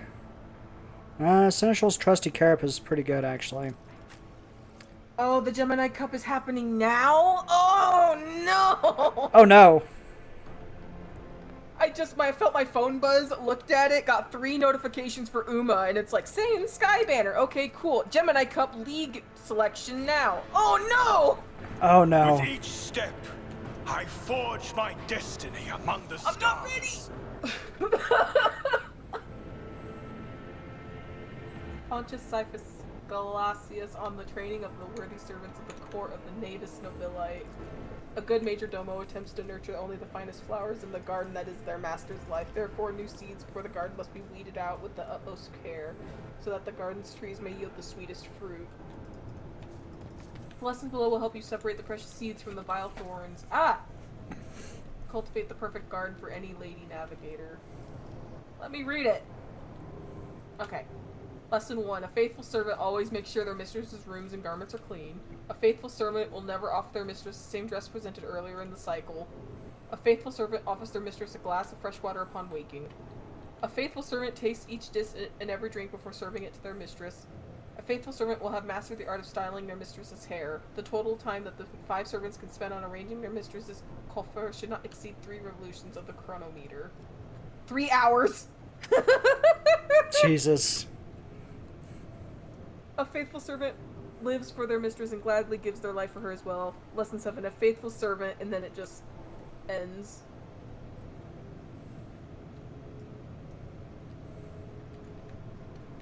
Okay.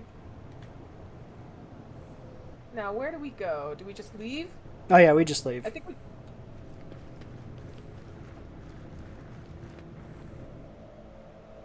I don't know if, Felix is gonna be happy. Almighty Emperor be praised! My beneficent mistress is safe. Wonderful! This is wonderful! The weight of the world has been lifted from my shoulders. Velek grins mockingly before turning grim. You monster!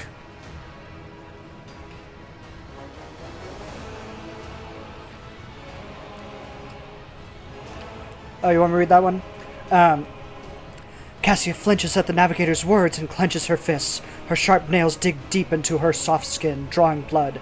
Cassia's face, however, remains dispassionate. Traitor! Oh, no. This is bad. This is very bad. The flimsy mask, it's gone, and the gaze behind it is aimed dead at you, Lord Captain. What is wrong, Lady Cassia? Did I not bring you to your champion? My champion? Cassia laughs bitterly. Felix Arcelio is a renegade, a traitor to our house who butchered my people, and you brought me to my executioner without even realizing it? How sad. Oh yes, about that. Felix Arcelio shrugs awkwardly. Forgive me this little lie, rogue trader. You serve the noble cause of liberating House Arcelio like no other, for which I will forever be grateful. We could have become close friends in another life. Liars like you, sir, do not deserve to call themselves friends of to the dynasty. Abelard reaches for his weapon. Not that anyone has extended such an honor to you. However, the house's reputation must not be jeopardized by your testimony. The girl is a curse on all of Arcelio. She is the legacy of Tisiphone, a beast who kept the entire house chained with fear, killing indiscriminately for any trace of descent. I had to break the shackles of her tyranny. It is nothing personal. I'm sure you understand. The eye on the navigator's forehead opens wide. I beseech the Emperor, shield me against this evil. The words get stuck in your throat and your hands refuse to obey. The hatred of Felix overwhelms your entire being. How could he? How dare he betray you? His mentor? His house? You hear a woman scream as if from afar, and the veil of others conjoining emotions fades. You think I am a monster, Felix? Fine, have it your way. Your arrogance will be your downfall. She fucking vaporized his ass. Damn. Okay. We're gonna put him over here. We're gonna put Archibald Barrier of the Holy Chainsword over here, and ready.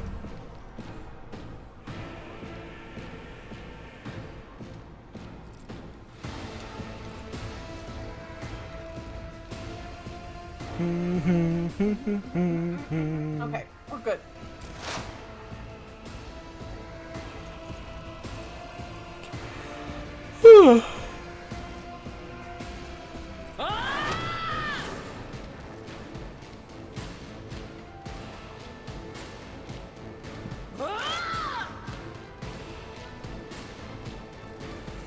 Hi, Spy. How are you doing? Thank you for the biddies.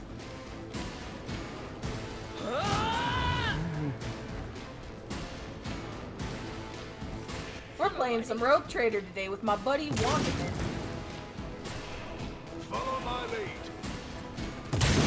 Pain of this mortal flesh means nothing. Argenta, no! Argenta! She got fucking blasted.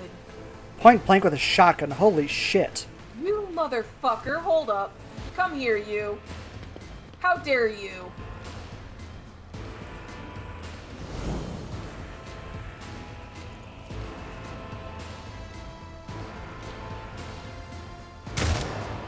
How the fuck? Abelard, kill this man. With pleasure. Actually, can I charge him? Yeah, we I'd can. rather not. Oh. I could charge the other guy.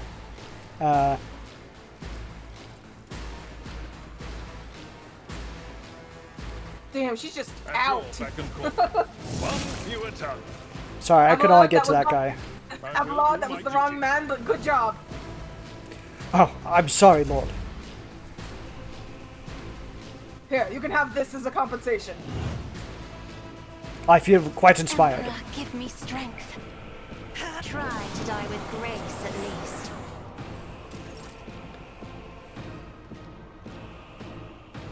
You bitch! Never stood a chance. That's what you get. Follow my lead. How fucking dare you? Nice! They teach you to dodge shotgun shells in the Ministorum. The Emperor commands. Let this be the warning to all who oppose Power resides in the will of the righteous. Let my enemies tremble at the sound of my steps. And so shall your corrupt way has failed you. Really? What is that guy Where are doing? you going? What is he doing? I think, didn't I kill that guy? What's going on? I think that guy's That was the glitched guy out. behind- Different guy. Okay. Kill Maybe him. maybe he dodged. Warp sorcery, kill him. Alright, I don't think I can get... Let me go here. Your end is nigh. Jesus Christ! And so shall let this I just murdered like 4 guys all at once. You did! Oh my god, in one turn. Is your hatred of me really so strong, Felix? Cassie's ruby eyes fill with bloody tears as she looks to the traitor in the face, and your heart is racked by unbearable grief.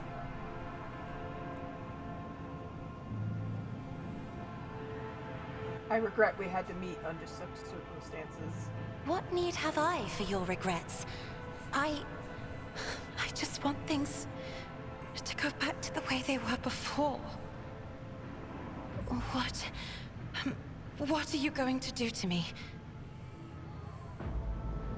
Lady Cassia, I, Eustace von Valensis, rogue trader of the Imperium of Man, offer you my protection and grant you shelter aboard my vessel. I beg your pardon, but what about my servants? Yurak 5 is still full of people loyal to House Orselio. All who will be saved will be given succor on board my ship.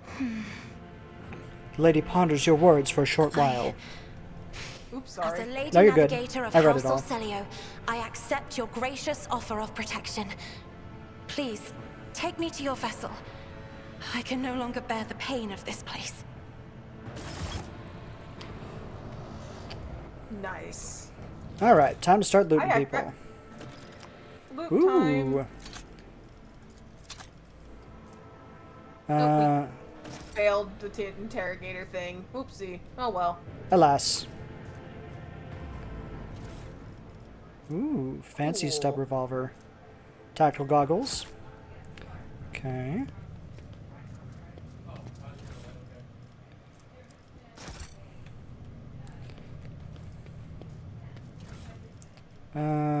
Okay.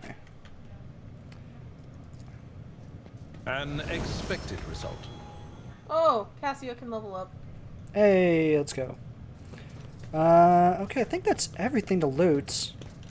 I think.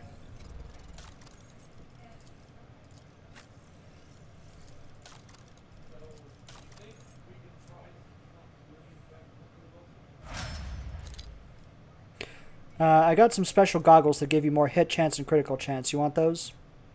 Ooh, but my hat. Okay. I think you get to keep your hat. It's just, it's like they're goggles. Maybe. Hey, that's kind of cool though. Yeah, there's also Warp Seer goggles for Adira. And then...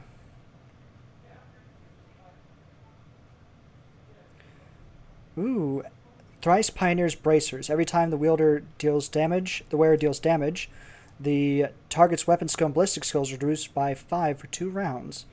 I think I might put that one on. Okay, cool. And then maybe I'll have a shotgun in my offhand. And then there's also a fancy Deadshot stub revolver in my inventory. You might want that one. Yeah, one sec. Take your time. The dead shot one. Yeah. And then we should give Cassia one of these staves.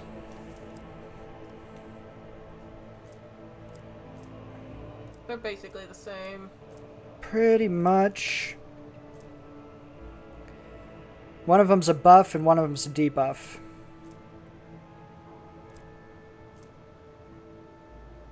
Yeah, the Staff of the Guardian is the buff, the Staff of just the Orcelio is the debuff. I kind of like the debuff one. Cool, cool.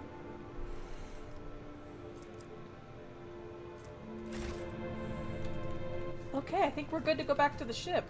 Alrighty. Light of terror, guide our way.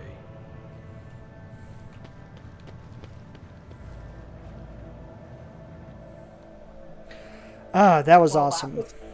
That was great. Uh-huh. That was super cool. I hadn't actually done that whole bit. I went to get Pascal first. Really? I always get to him last. Because I figure, oh, that's the big planet. That's where all the action's going to be. So I better go do the side stuff first.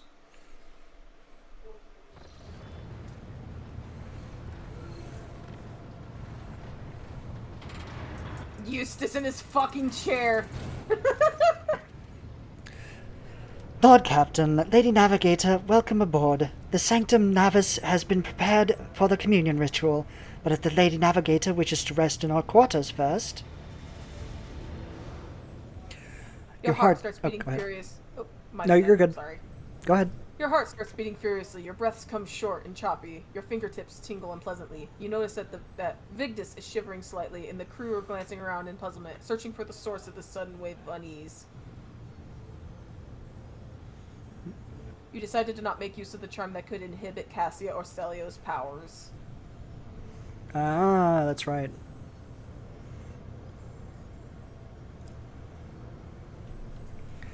Without even looking at the Voxmaster, Cassia waves her away. First, I wish to speak with the robe trader. Leave us. Of course. When you are ready for the ritual, please let me know.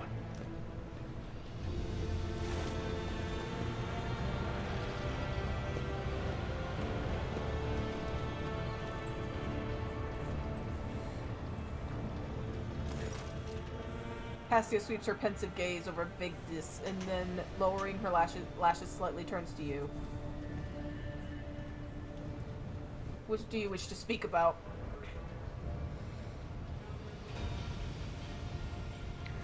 Before I begin the Before I ritual... Oh, sorry. Okay. Go ahead. Okay. Before I begin the ritual, I must look once again into the eyes of the man whose fame is so great it managed to penetrate the impregnable walls of Urak 5 long before we ever met. It truly is you, Eustace, the person the whole Expanse and Calixtus sector are talking about. And now, a rogue trader as well. Your illustrious glory made you famous far beyond the bounds of your home system. After a few seconds' hesitation, Cassia lets out a small exhale, and then raises her pointed chin. I have not yet thanked you for saving me on the station. My thoughts were clouded with so much mournful ash when Theobald's heart stopped, but you acted honorably and did not exploit me in my wretched position, and for that I am immeasurably grateful. I am so deeply grateful that you saved my servants, especially my valet. Uwe served on the station for more than 5 years, much longer than any who preceded him.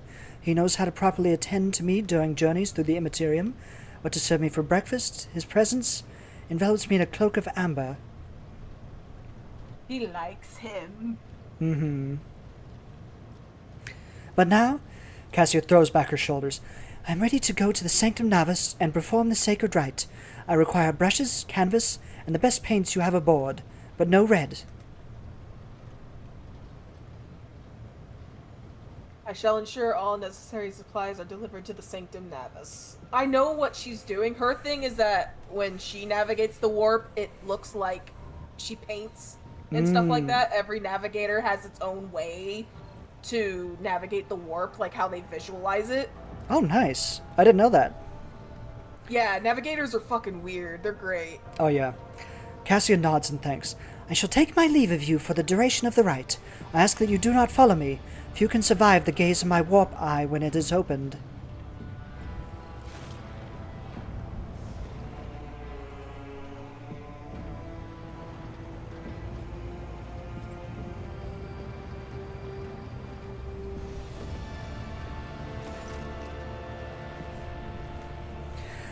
Lord Captain, I will oversee the open channel between the Lady Navigator and the bridge, and may the Emperor's light help us all.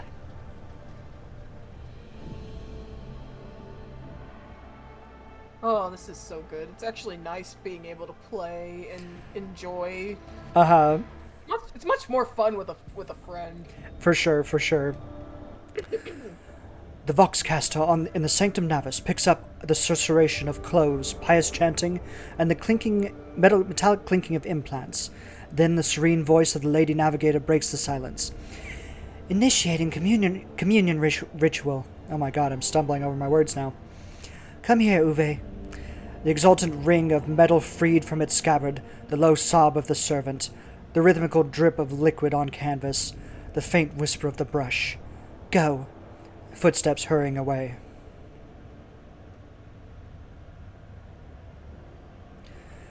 I see.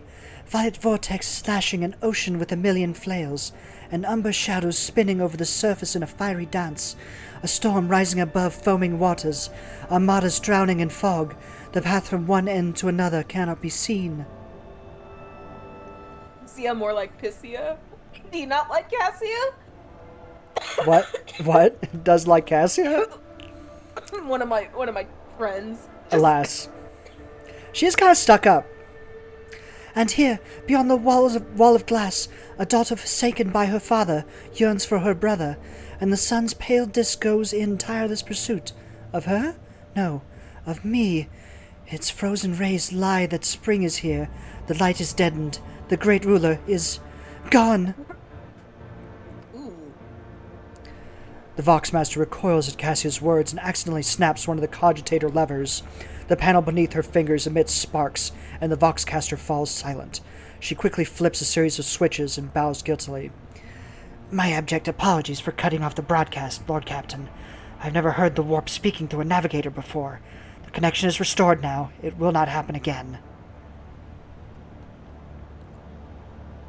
Cassia, are you alright in there? Soul-shredding screams drown out the Vox transmission. The servants in the Sanctum Navus are howling and shrieking like wild beasts, moaning in pain, their throats raw from the strain. And then, sudden silence. The dull thud of dropping bodies proclaims their fate. Damn, one of them just fucking died. It appears the servants were part of the Lady Navigator's rite, as it was for her predecessor.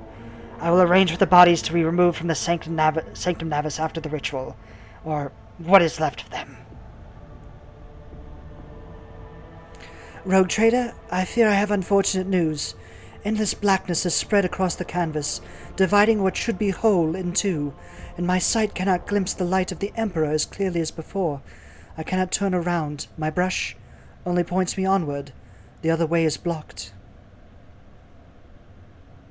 You hear a heavy exhale, rustling fabric, and metallic clinking. By the Emperor's grace, the ritual was successful. Your vessel's temperament presented a challenge. Its cold steel grip did not allow me to breathe freely even for a second.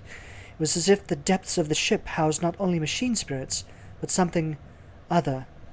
Now I will retreat to my chambers to recover my strength. Send for me if you have need of me.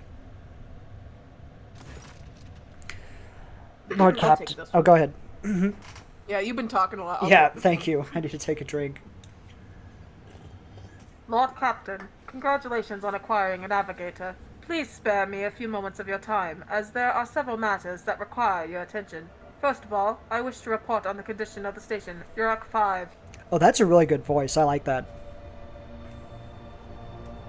Had you opted to begin your visit to the Rycat system with a different destination, the station could have been critically unstable. Unfortunately, the decision to immediately visit the representatives of the Navis Nobilite bought us precious time.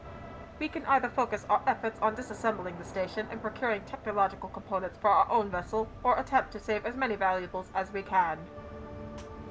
Ooh, tough choice.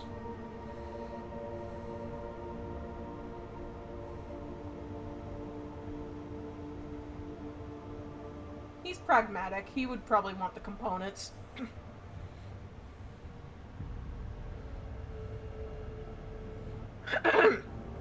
One moment, let me drink. Mm-hmm. Agua. With your permission, I would also like to remind you that we are still looking for an Ingesia Prime. Both the vessel and its machine spirits are in desperate need of oversight by an experienced tech priest. We are also missing some crew, and much more importantly, we have not yet located Henrik van Kalix, the right hand of the Lord Inquisitor. Now we know for certain that he was not at Urok 5, so we should keep this in mind when making any future plans. Why is it always business with you, Victus? Couldn't you sometimes just visit me and tell me how wonderful things is? Amazing. I kind of want to click that one, but Eustace wouldn't say that. Aw.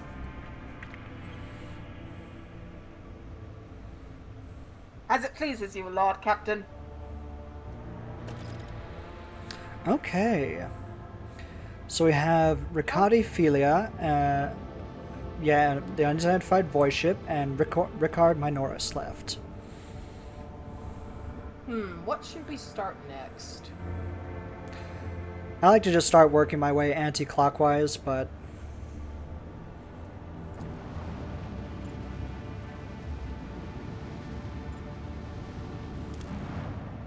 That's already explored.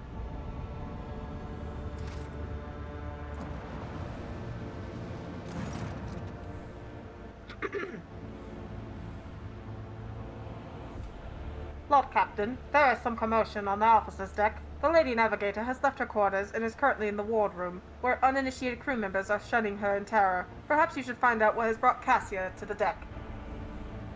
What are you doing?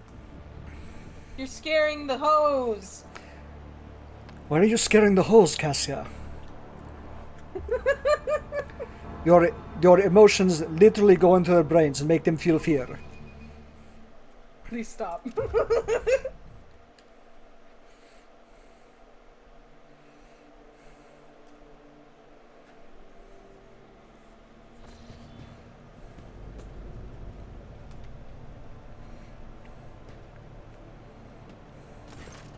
Lord Captain, my apologies. I did not notice your entrance.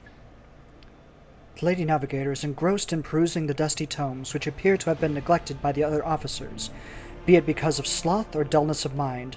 When you walk closer, Cassia looks up at you, starts, and hides a hides a weathered look behind her book.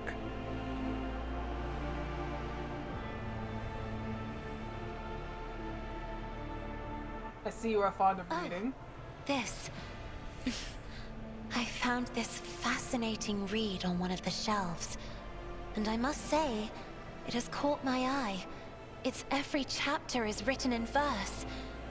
I find it so beautiful and enrapturing. That's so sweet. Uh-huh. Urak 5 had a vast archive of its own, of course. Although most of the works within had to do with scholarly disciplines of some sort or another.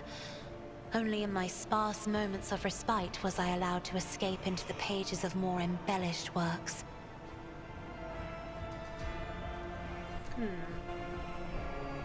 Interesting.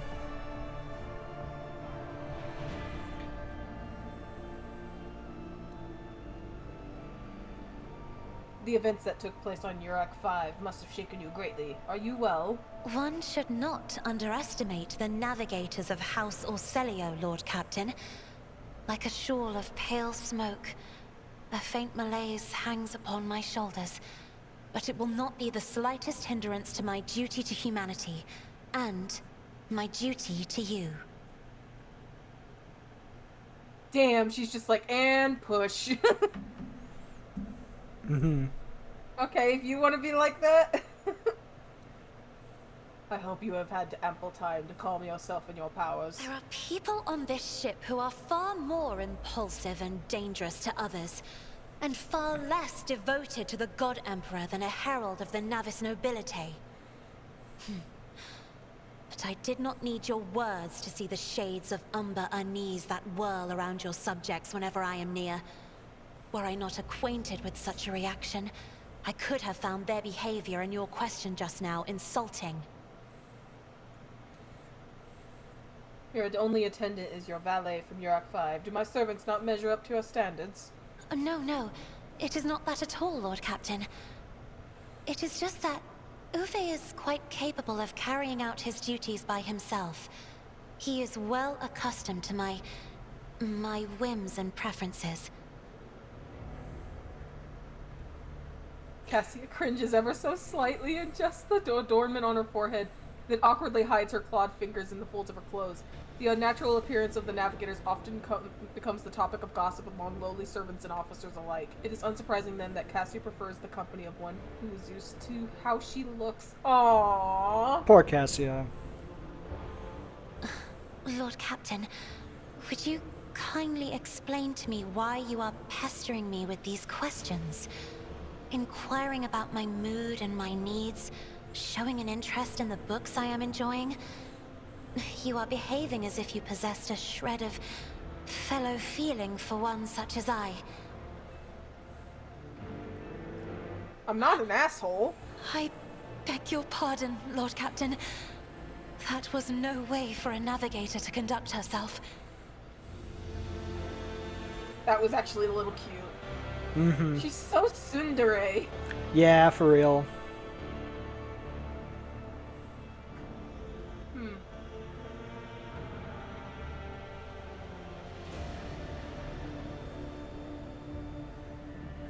You can immediately just romance her. What the fuck? Yeah, just like immediately start hitting on like the sheltered navigator girl.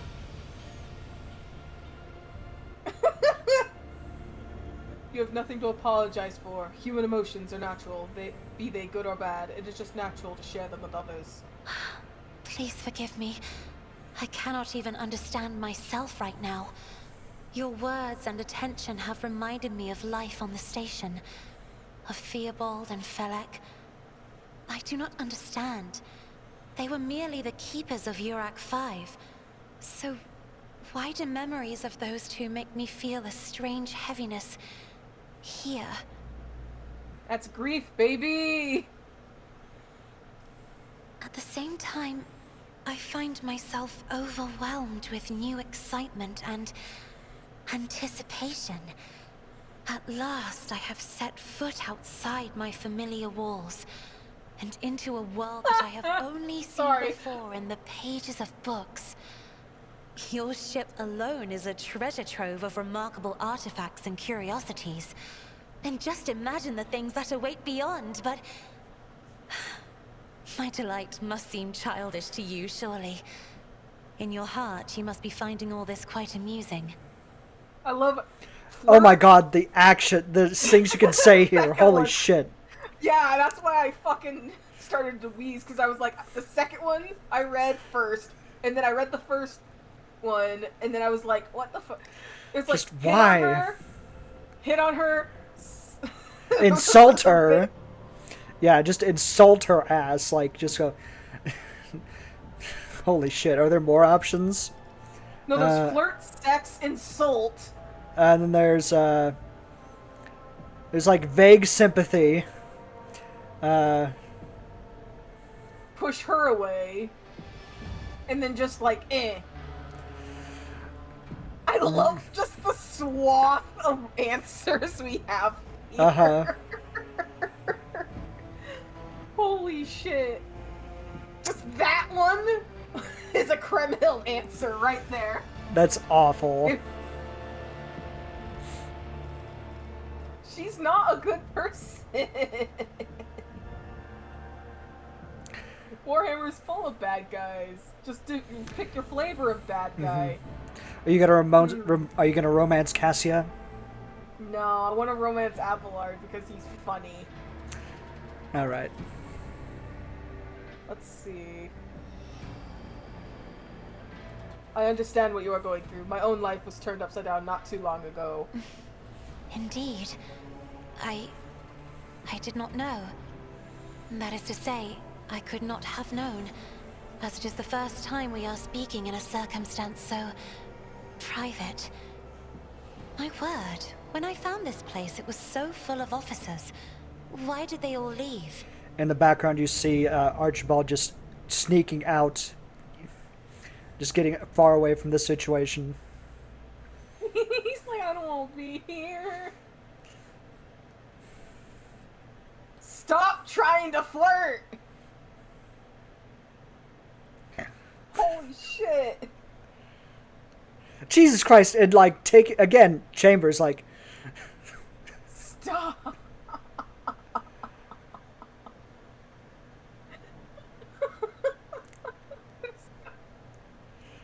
No. It's like, are you sure? Are you really sure? Are you really, really sure you don't want to romance this character? We're giving you a lot of options here. Maybe you missed the first one? Are you sure, sure? As one of my friends once put it, this is how the human race has not gone extinct in Warhammer. Uh-huh. It's like, man, sex is great. Everything else sucks, and then it's like Slaanesh enters the chat like, hi. Slaanesh answer. I'm just gonna say perhaps my people did not wish to disturb you. Or because my presence offends them. Then I must take I'm trying my to be leave as nice well. here. I am due to inspect the Sanctum Navis after the communion ritual and prepare the chamber for the upcoming warp jump. Thank you for your company. She's actually not that bad. She's just, you know, sheltered. Yeah, she's just sheltered. It's not her fault that, like, everybody around her goes insane because her emotions leak out.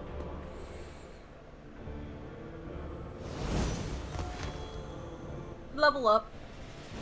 Hell yeah. When it comes to controlling, I have Eustace, Adira, and Argenta. Do you want Cassia, or do you want to swap someone? I can take Cassia, sure. Okay, alright, yeah. That way we each have 3. Okay. Yeah, we each have 3. You'll have, like, frontline, and then magic DPS, while I have, like, support, DPS, and frontliner. Cool. And it looks like I can level up my guy finally. What time are we at right now? It's been 2 hours. We are about 2 hours in. Whew. I think it's about time to take a break. Yeah, sure thing. Are we taking a 15-minute break, or... Do you think a 5-minute break sounds good? That sounds good. I'll level up my character, and then probably grab a drink. Okay, that's same here. Alright, everybody, we're gonna be taking a quick break. And let's see. I'll go ahead and set mine to be right back as well.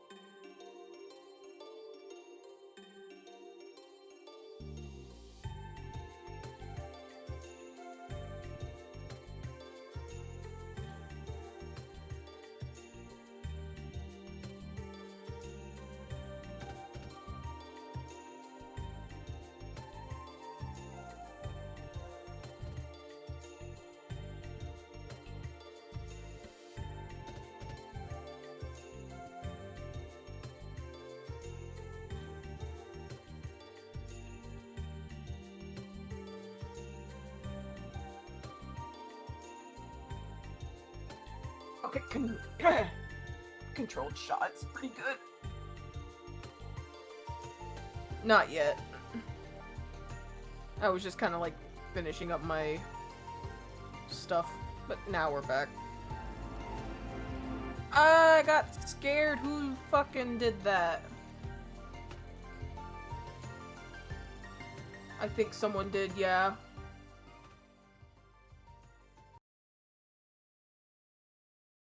Who did that?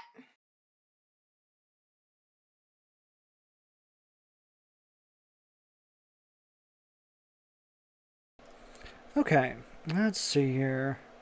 I leveled up myself and Abelard. Oh, I have to level up Cassia too, right? Oh no, never mind. Here we go. Officer. Cassia's interesting. I think she's already leveled up. Blood Augury.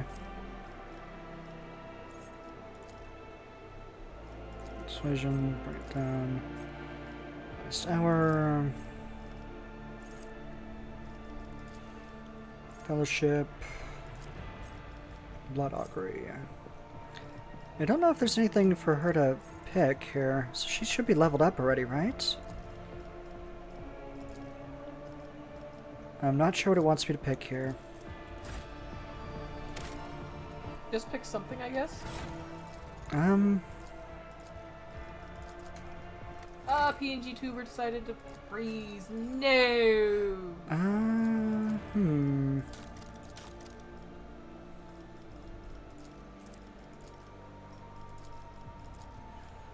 Let's double check everything.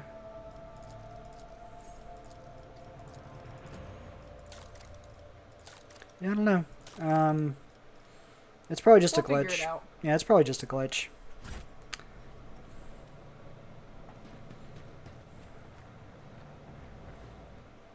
I'll double check it once we get to the next planet.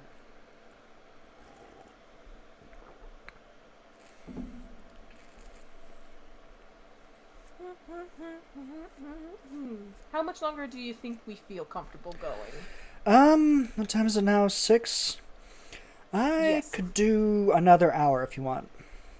That's totally fine. We'll see how far we get into this. Or maybe at least through the next map if we're doing like the other side objective. Yeah, let's just do the next mission, but not Rickard Minoris. Okay, so...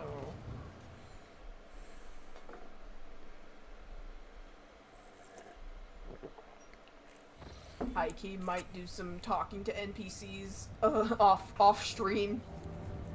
Yep. So let's see. Prison Planetoid. Yeah. Go here.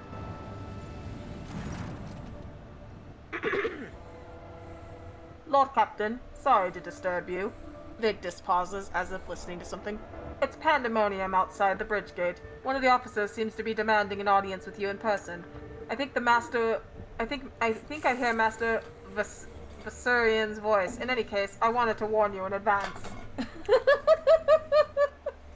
It's like, someone wants to talk to you, and I'm like, motherfucker, I'm trying to do my job. Oh, I think I know what this is. Okay. This is fun. What the fuck do you want?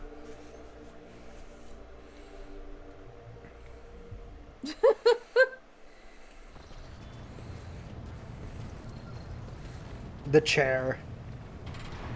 The chair! I just noticed he has an old-timey, like, fucking, like, like ship's wheel at the helm there. I know, it's so good. The everyday sounds of the bridge are disrupted by voices raised in anger. Abelard's voice loudest of all. This is not the conduct of an officer. These are the antics of a high-born brat out on a lark. Explain yourself, Lieutenant.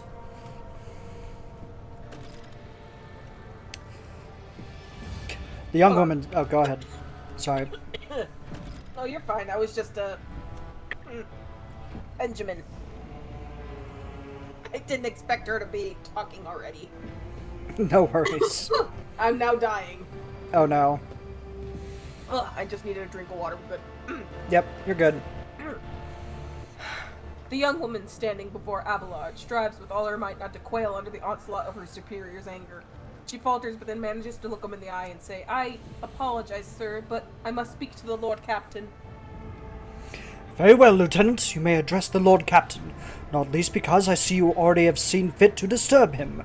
Your unauthorized appearance on the bridge and display of belligerence towards a higher-ranking officer will be logged on your personal file without delay. Lord Captain, Lieutenant Aurelia Vent requesting permission to speak. Vent falls silent and then adds rashly, "On a matter of extreme importance and urgency." "You may speak, but I want to hear a report, not a shouting match. Having two officers bickering in full view of the bridge is unacceptable." "I am sorry, Lord Captain. I thought drastic times called for drastic measures," Vent exclaims hotly. "This matter cannot wait. Any minute now an assault unit will be dispatched to the lower decks on orders to crush the workers' strike by any means necessary. But I am convinced that this step is unwarranted, that the crisis itself was provoked by the actions of one of the senior officers."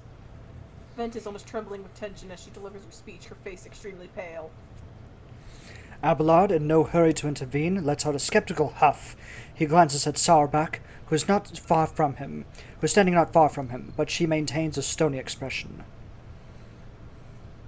"Lord Captain, I urge you to investigate the actions of Seneschal Versarion and to intervene in what is happening on the lower decks, because very soon we will have a mutiny or a massacre on our hands."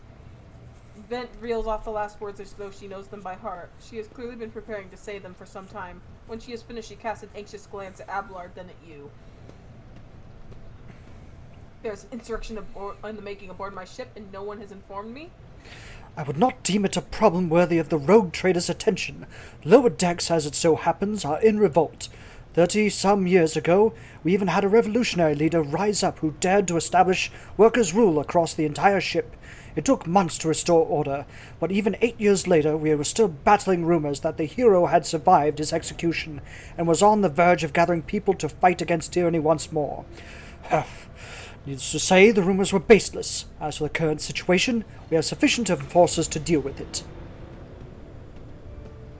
"But on this ship, the word of the Lord Captain carries more weight than a salvo from 100 bolters. I'm sure that if the rogue trader addresses the malcontents directly, he will quell the unrest." I dread to think what problem you will disturb the rogue trader with next. Perhaps you will ask the Lord Captain to break up brawls in the mess room. I've already given you the means to resolve this problem. You simply need to use them. "If I may, your lordship, sending a hit squad to crush the rebellion is a means of ignoring the problem, not solving it." "How did all this start?" "The situation could boil over at any minute, so I'll give you the condensed version. It all began when the enforcers found a cultist amulet on the body of someone who'd been killed in a drunken brawl. We reported it up the chain immediately, arranged for a cleansing rite to be performed, and performed an investigation. No heretics have been found alive, but the search has brought tensions between enforcers and workers to a head." "Where does Seneschal Versarion come into all this?" I shall explain. "I beg you to hurry. Time is running out." I will not hurry, since my competence is under scrutiny. I shall speak for as long as I see fit. There is an established order to the way things are done on this ship, and one of the pillars of that system is that the rogue trader's attention is not distracted by trivial matters. It is the Seneschal's role to ensure that. I have always handled internal problems myself, so of course, when I received information about cultists hiding on the lower decks, I took the matter in hand. So long as I live, not one of the vermin who murdered Theodora von Valancius will find refuge on her ship. "You are far too heavy-handed, Seneschal Versarion. Arrests, interrogations, mass punishments for entire sectors. It has been driven people to the brink. Now there is a strike on the lower decks, in Depot 4 to be precise. 3 worker clans are involved, but many more are passively supporting them. The situation could degenerate into an all-out insurrection. But when I reported my concerns, the only response I received was an order to dispatch an assault unit and crush the strike with maximum force."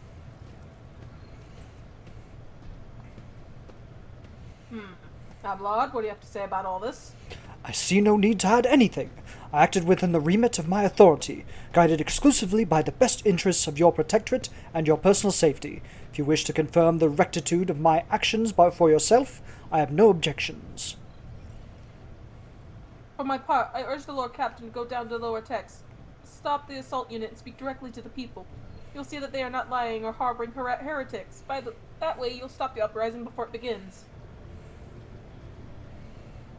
Master-at-Arms, the ship's enforcers report to you, and yet you seem hesitant to provide your own perspective.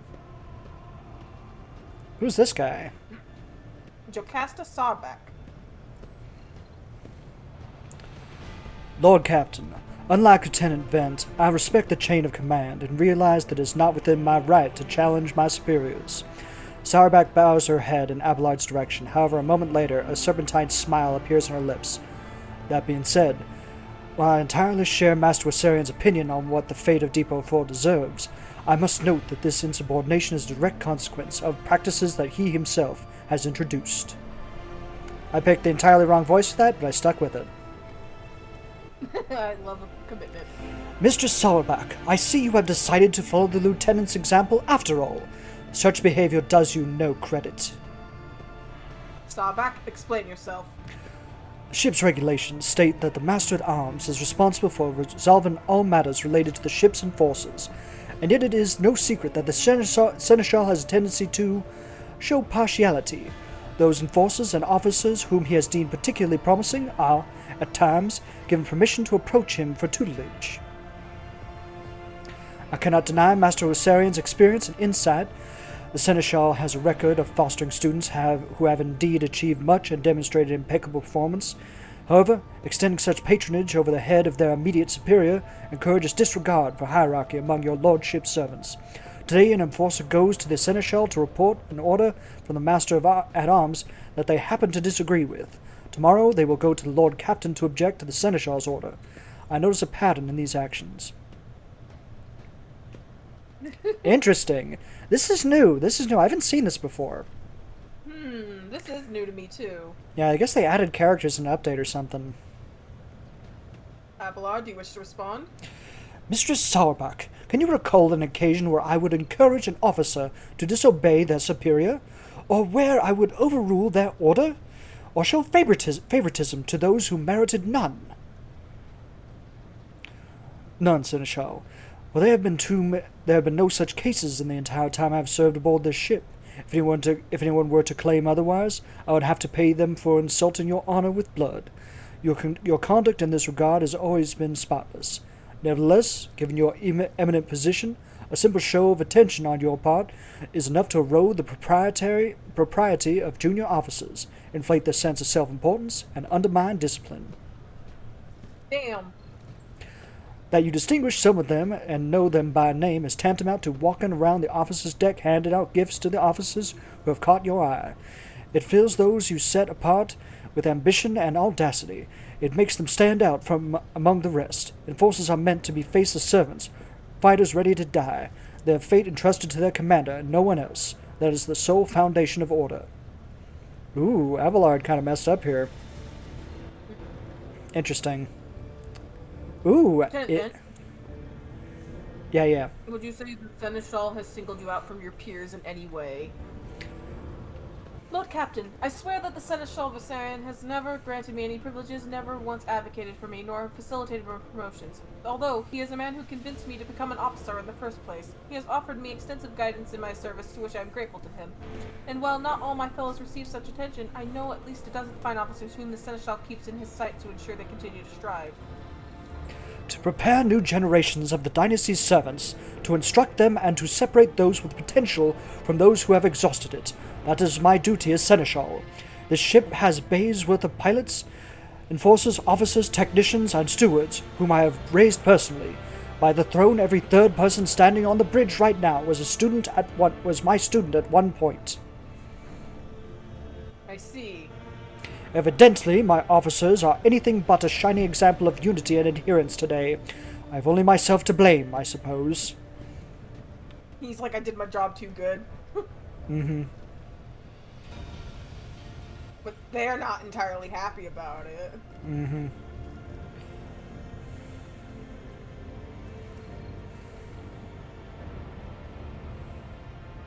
I am certain the Seneschal was acting within his authority, but I will verify the soundness of his decision for myself.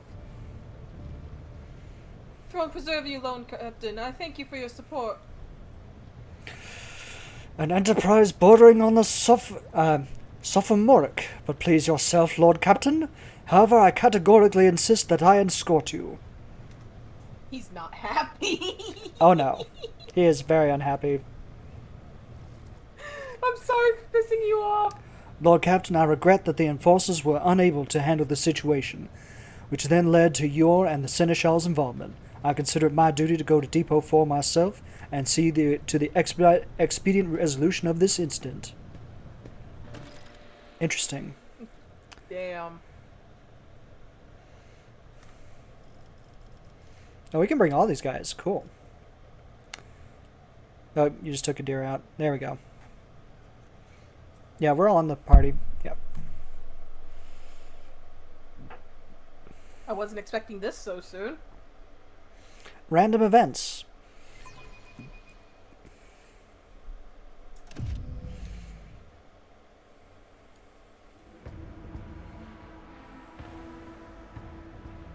When your vape runs out and you just smoke straight technology. Just smoke straight technology. Holy shit. Nice. Oh. Well, nobles from the upper... Hey, it's Wasarian. Take that, scum! Look who it is. Bro. This is all his fault. All of it. Did you really have to come down here? Abelard reflexively wipes the sweat from his brow with in a startlingly human gesture, and a telling one, a rare moment where he allows his rage and weariness to show through his armor-like veneer of self-assurance.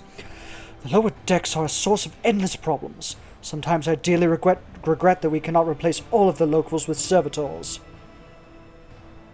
The people dared to disrespect a senior officer. And they would not have the chance to express such disrespect if we were not here, and if the situation had been dealt with by the relevant officers. Abelard grimaces. It is a junior officer's worst failing to pass problems up the chain of command. I've never been able to abide it. I shall say it again.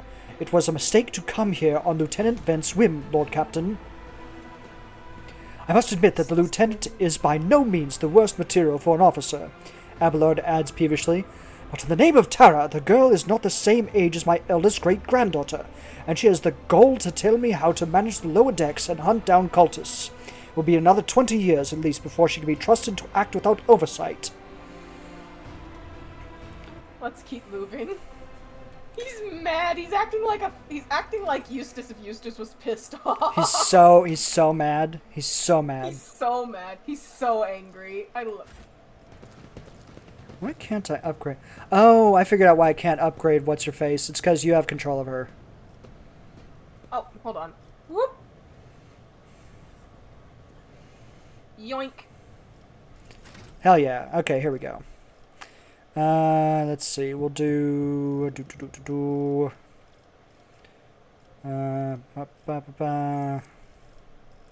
Ooh, I can choose one of these. Okay. I have Oblivion. Guide of Souls. Extra turns. Matter. Open to the warp. Penalty resistance. Pass and escape. Perception. Ooh. Dodges calculated use perception. Said paralysis. This is just one room. Ooh, What the yep, fuck? there we go. And then we'll put Fellowship up and shabam. Okay.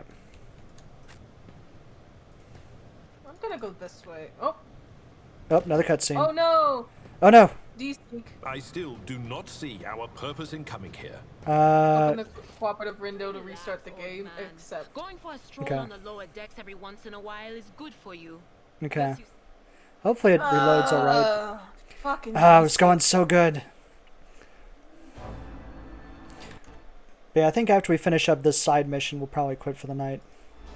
That sounds fine.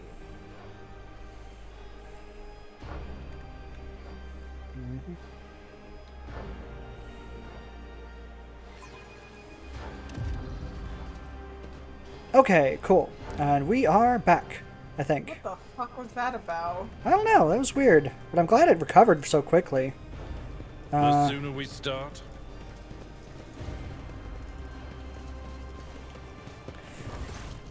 Oh!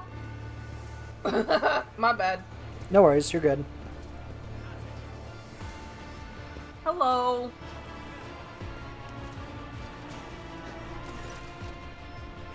The sounds of a heated discussion reverberate through the ship's bays. Lieutenant Avrila Vent of the ship's enforcers is barring the path of her superior, Master at Arms Jocasta Sawback, who has arrived clad in armor.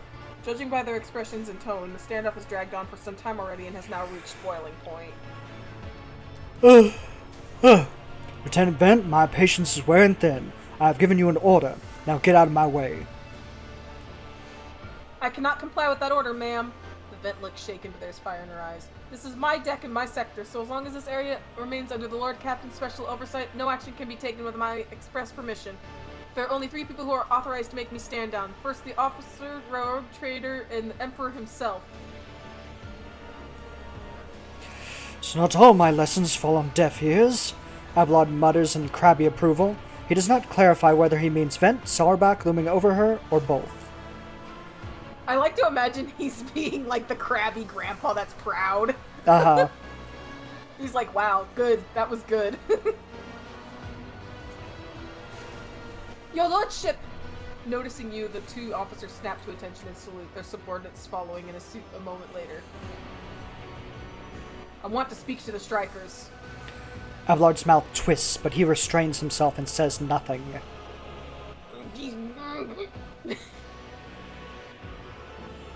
Right you are, Lord Captain. Allow me to wish you good luck. Hope gleams in Lieutenant Vent's eyes.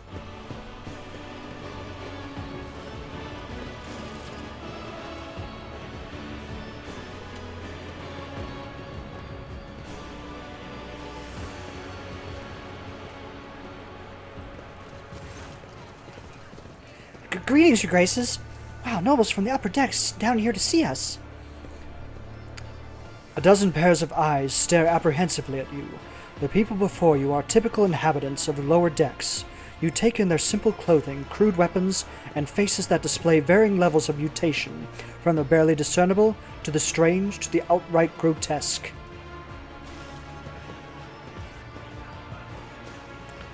Why is that one guy a purple skin? That's concerning. A whisper passes through the crowd, and you detect a mixture of fear, astonishment, and joy in their reactions. Finally, 3 people break away from the crowd, an elderly woman and 2 men. These must be the leaders. They bow clumsily before you. Lord Captain, you have come down to see us. Tell me what is troubling you. Why are you striking? Striking? That's news to us, your lordship, says a tall, thin man in worker's garb. All we're doing is asking questions, saying what we think.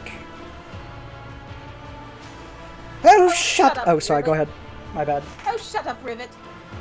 Snaps the old woman, who turns her hostile eyes, dark eyes towards you. Here's the deal, your lordship. Your damned enforcers are all over us down here. They say they're looking for cultists. One wrong word and they're reaching for their batons. If they want to punish someone, they turn off the heating for two whole bays for a week at a time, so we get sick and freeze. In my clan, 2 little ones died from inflammation in their lungs, all because of those enforcers. The woman spits on the floor and rubs the spittle with the worn-out toe over worn-out shoe. Argenta does not interrupt the workers, but you see the sadness well in her eyes when the children's deaths are mentioned. She quietly whispers a requiem of prayer and makes a sign over herself.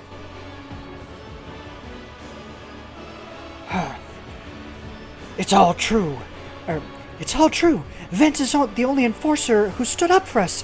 It's clear as day who had a mother from the lower decks and who grew up amidships with no fellow feeling towards us. The grim man with the scarred face throws up his arms. This is the wrong voice again.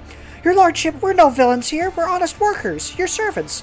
We've plotted no disorder. We went on strike openly, and now they've got guns pointed at us. All we're doing is asking to be allowed to work in peace without being harassed.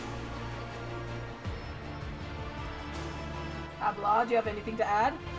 I authorize the use of all necessary measures to locate Chaos worshippers hiding in this sector. The specific steps taken by the officers were not reported to me. Abelard frowns, clearly disgruntled at having to explain himself in the workers' presence. Nevertheless, I am certain that their actions were justified. Cultists are no drunken stevedores. They are the enemy and a threat to the ship. Neutralizing them demands decisive action.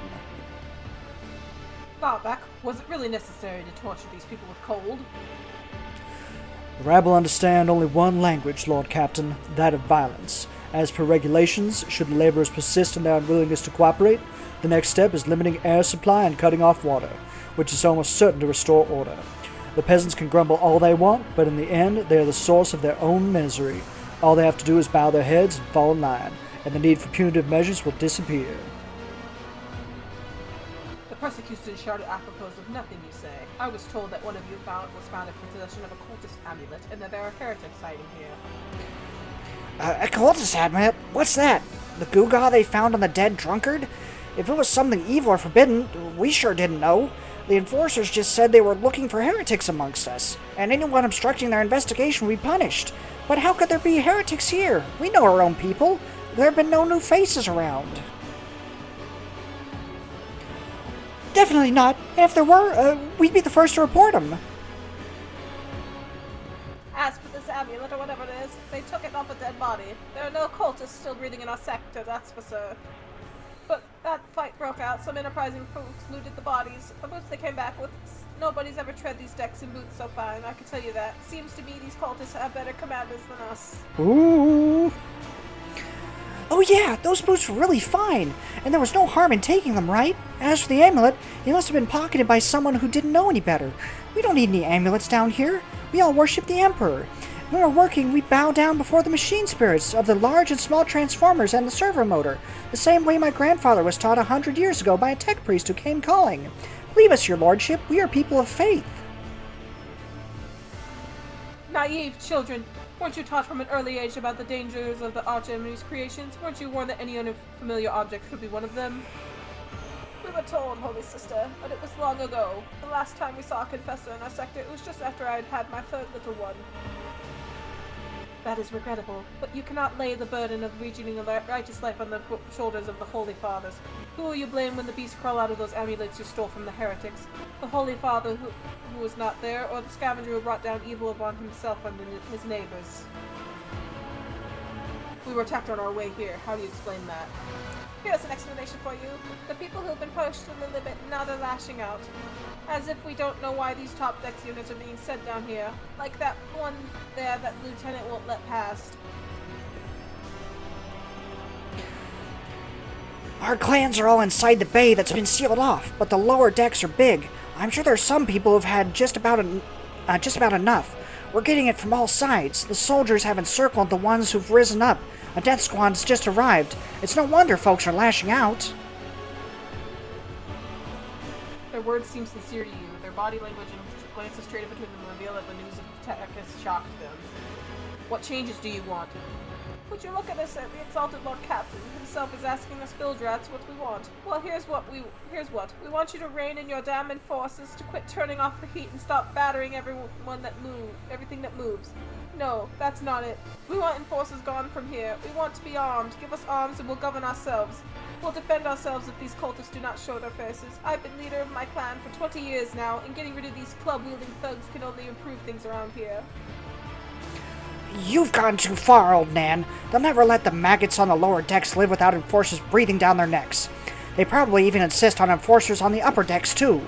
As for weapons, what do we need them for? Before the first day's out, we'll have someone shooting their neighbor out of stupidity or drunkenness. We don't need that. If the enforcers stop hassling us, that'll be enough. In return, we'll find the scavengers who robbed the cultist bodies, and we'll talk to them, one lower decker to another. If there are any more of those damned amulets about, we'll hand them over to the enforcers ourselves. Speak for yourself and your clan, I'll speak for me and mine. I don't want empty gestures, I want real change. They'll promise us the world now, but as soon as the Anointed One turns us back, these brutes will be even on us harder than before, all because we dared to speak out. The tall worker's eyes dart between the two arguing leaders. Every few seconds he opens his mouth as if planning to agree, but each time he falls silent, simply making a few vague noises of approval.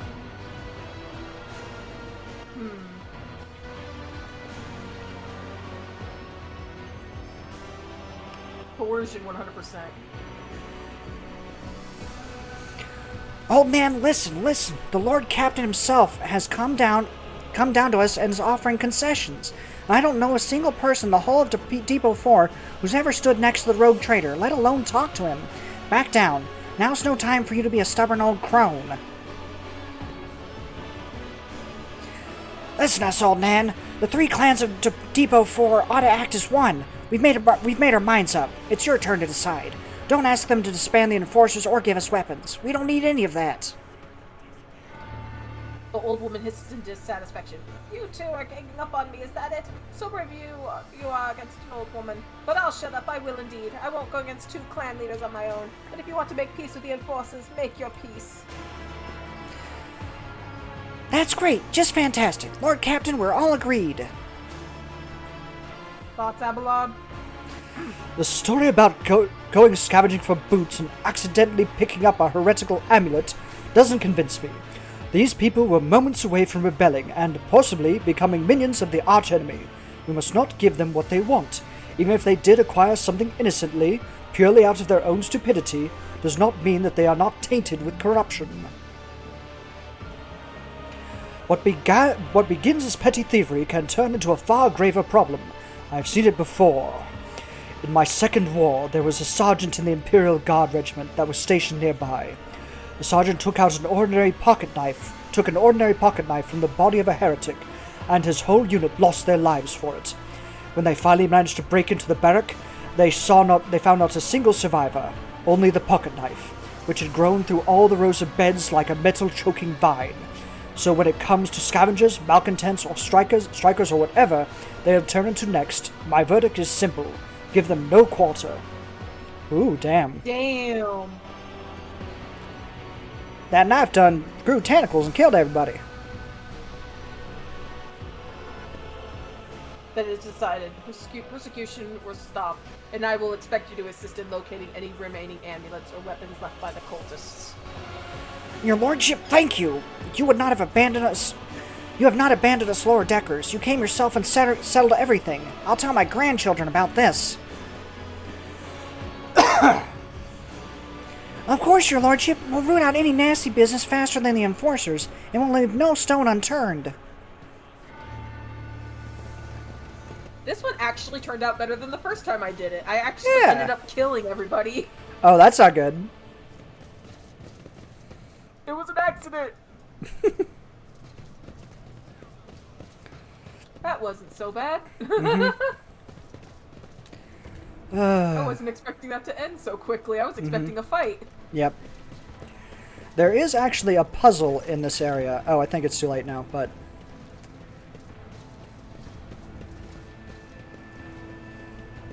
There's so much to this game. Stopping unexpectedly, Abelard imperiously dismisses the unit to stand at a distance and addresses your other companion saying, I have an urgent matter to discuss with the Lord Captain. Please give us a moment. Abelard looks at you, and the last vestiges of his restraint vanish. Well, are you pleased with your investigation, Lord Captain? You kowtowed to the disloyal rabble. You believed their lies and showed them leniency. Next time the ship is attacked by cultists, that rabble will welcome them in with open arms and allow them to wreak havoc, whatever havoc they like, because they see you as a weak leader. Is that how you see your future at the helm of the Von Valencius Protectorate?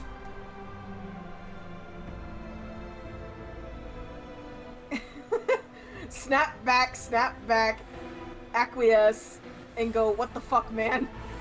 What the fuck, man? I thought we were cool. I will say there is some truth to it. I should say so! Abelard heaves a sigh, but he visibly relaxes. You simply need to trust me. I would have handled the situation myself had you not decided to intervene, Abelard says irascibly. Remember Lord Captain Theodora.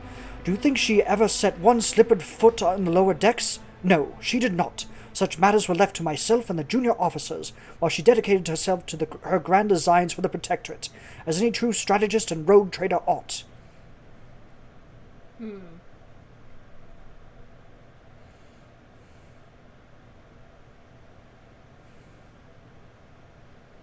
I would be only too willing to trust in my seneschal and not fill my head with such matters, but the situation had spiraled out of your control, Abelard.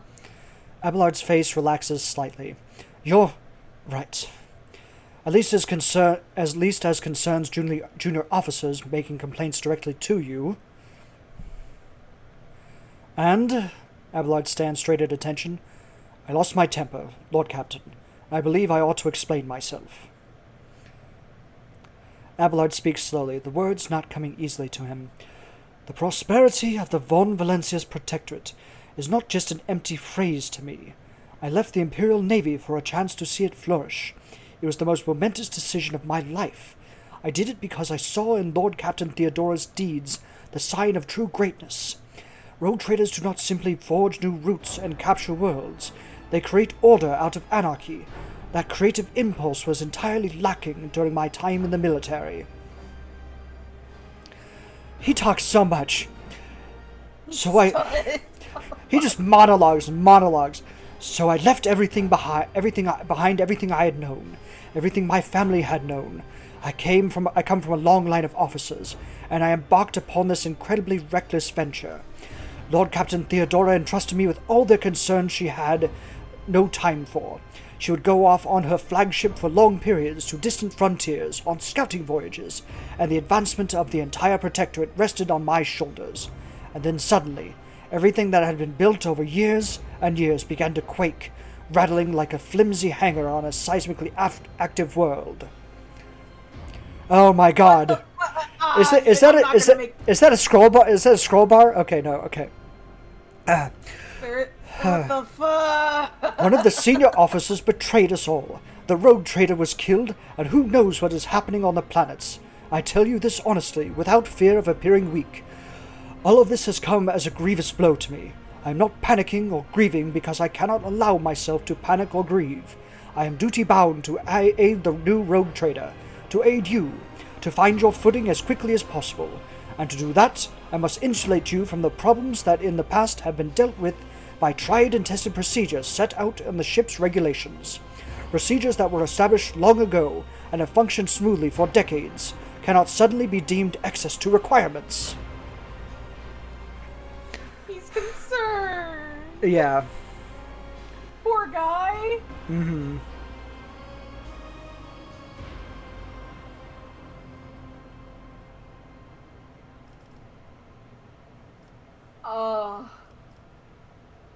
What the fuck?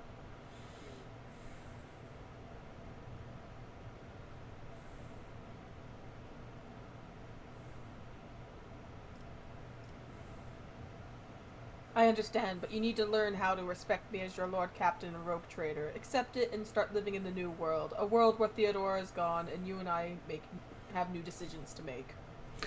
Abelard solemnly inclines his head. Yes, Lord Captain. After a moment's silence, he adds, looking at you with interest, Your resolve is admirable and demonstrates strong leadership. I shall remember this moment, should my old habits ever begin to creep back in. And now, please, let us leave the lower decks. If the rogue trader desires to stretch his legs, there are far more suitable places. It was a tense beginning to that conversation, but... Mm-hmm. Yeah, it's not bad. That wasn't too bad. A nice I was playing the tightrope right there.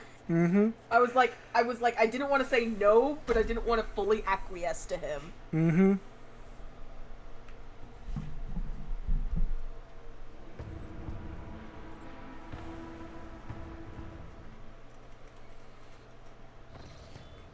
Okay, I think that's where I'm going to leave off for tonight. That was super fun, though. I really like that. Yeah, let's go to my hangout screen. Oh, man. Fujitech, no! Why have you betrayed us, Fujitech? Why? Fujitech, no! Why did you have to go in and shitify yourself so fast? Mine is still sort of working, so, for some reason. No, mine just has a big red thing that says this embed at URL no longer works. Alas. It's probably only a matter of What is time. this bullshit? Yeah, so the first 30 minutes, I had my desktop audio off, so it didn't catch your voice, but I caught all the rest of it. So I might have to ask you for your VOD to kind of edit mine a little bit. But other than that, that was super fun. I really enjoyed that. That was actually a lot more fun than I thought it was gonna be. Yeah, I really like the back and forth there. Like, voice acting, I really love it. And you did some good ones too. I really liked your Vigdis voice. That was me. Yeah, I basically like kind of started talking just a little more nasally, and then I put my hand over my mouth and I was like, I am Voxcaster Victus. That's super good. I was trying to do something similar, but I couldn't quite manage it. Yeah, that was super good. I really like that. But yeah, and do we want to make this a regular thing on Sundays? Yes, please. Hell yes. I would love that. Also, my husband, he says that if he really likes XCOM and he's really interested in playing with us, ooh, if he gets the game, he would like to join us. Yeah, of course. Yeah, that'll be awesome to have like a third player character. A third player character, so it's like, okay, I did not mean for you to do the Abelard the whole time, but it's like, you have such a good Abelard voice, but then it's just thank you. Yeah, it's just so much. Three massive paragraphs. It's like, oh god, why Abelard? Why? He is trauma dumping so hard. Abelard, cease the trauma dumping. Abelard. Abelard. Chambers. Abelard. Trauma dump to Pascal. Trauma dump to the servitor. Trauma dump to Adira.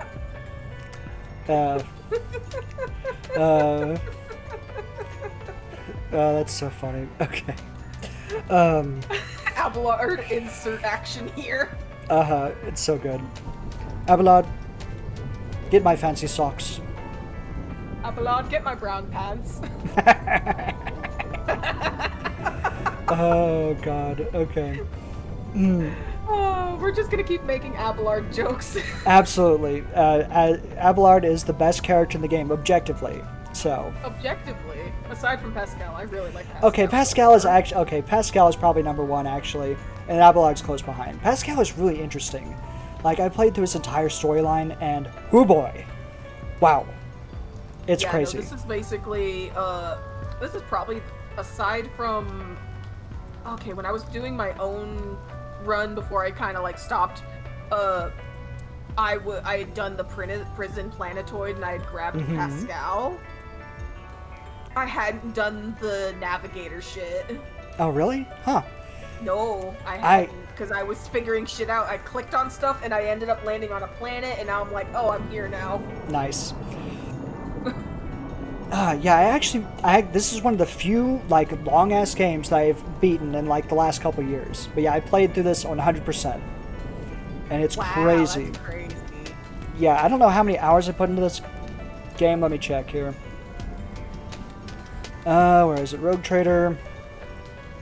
Where is it actually? On my list here. Rogue Trader. 170 hours. Damn, that's impressive.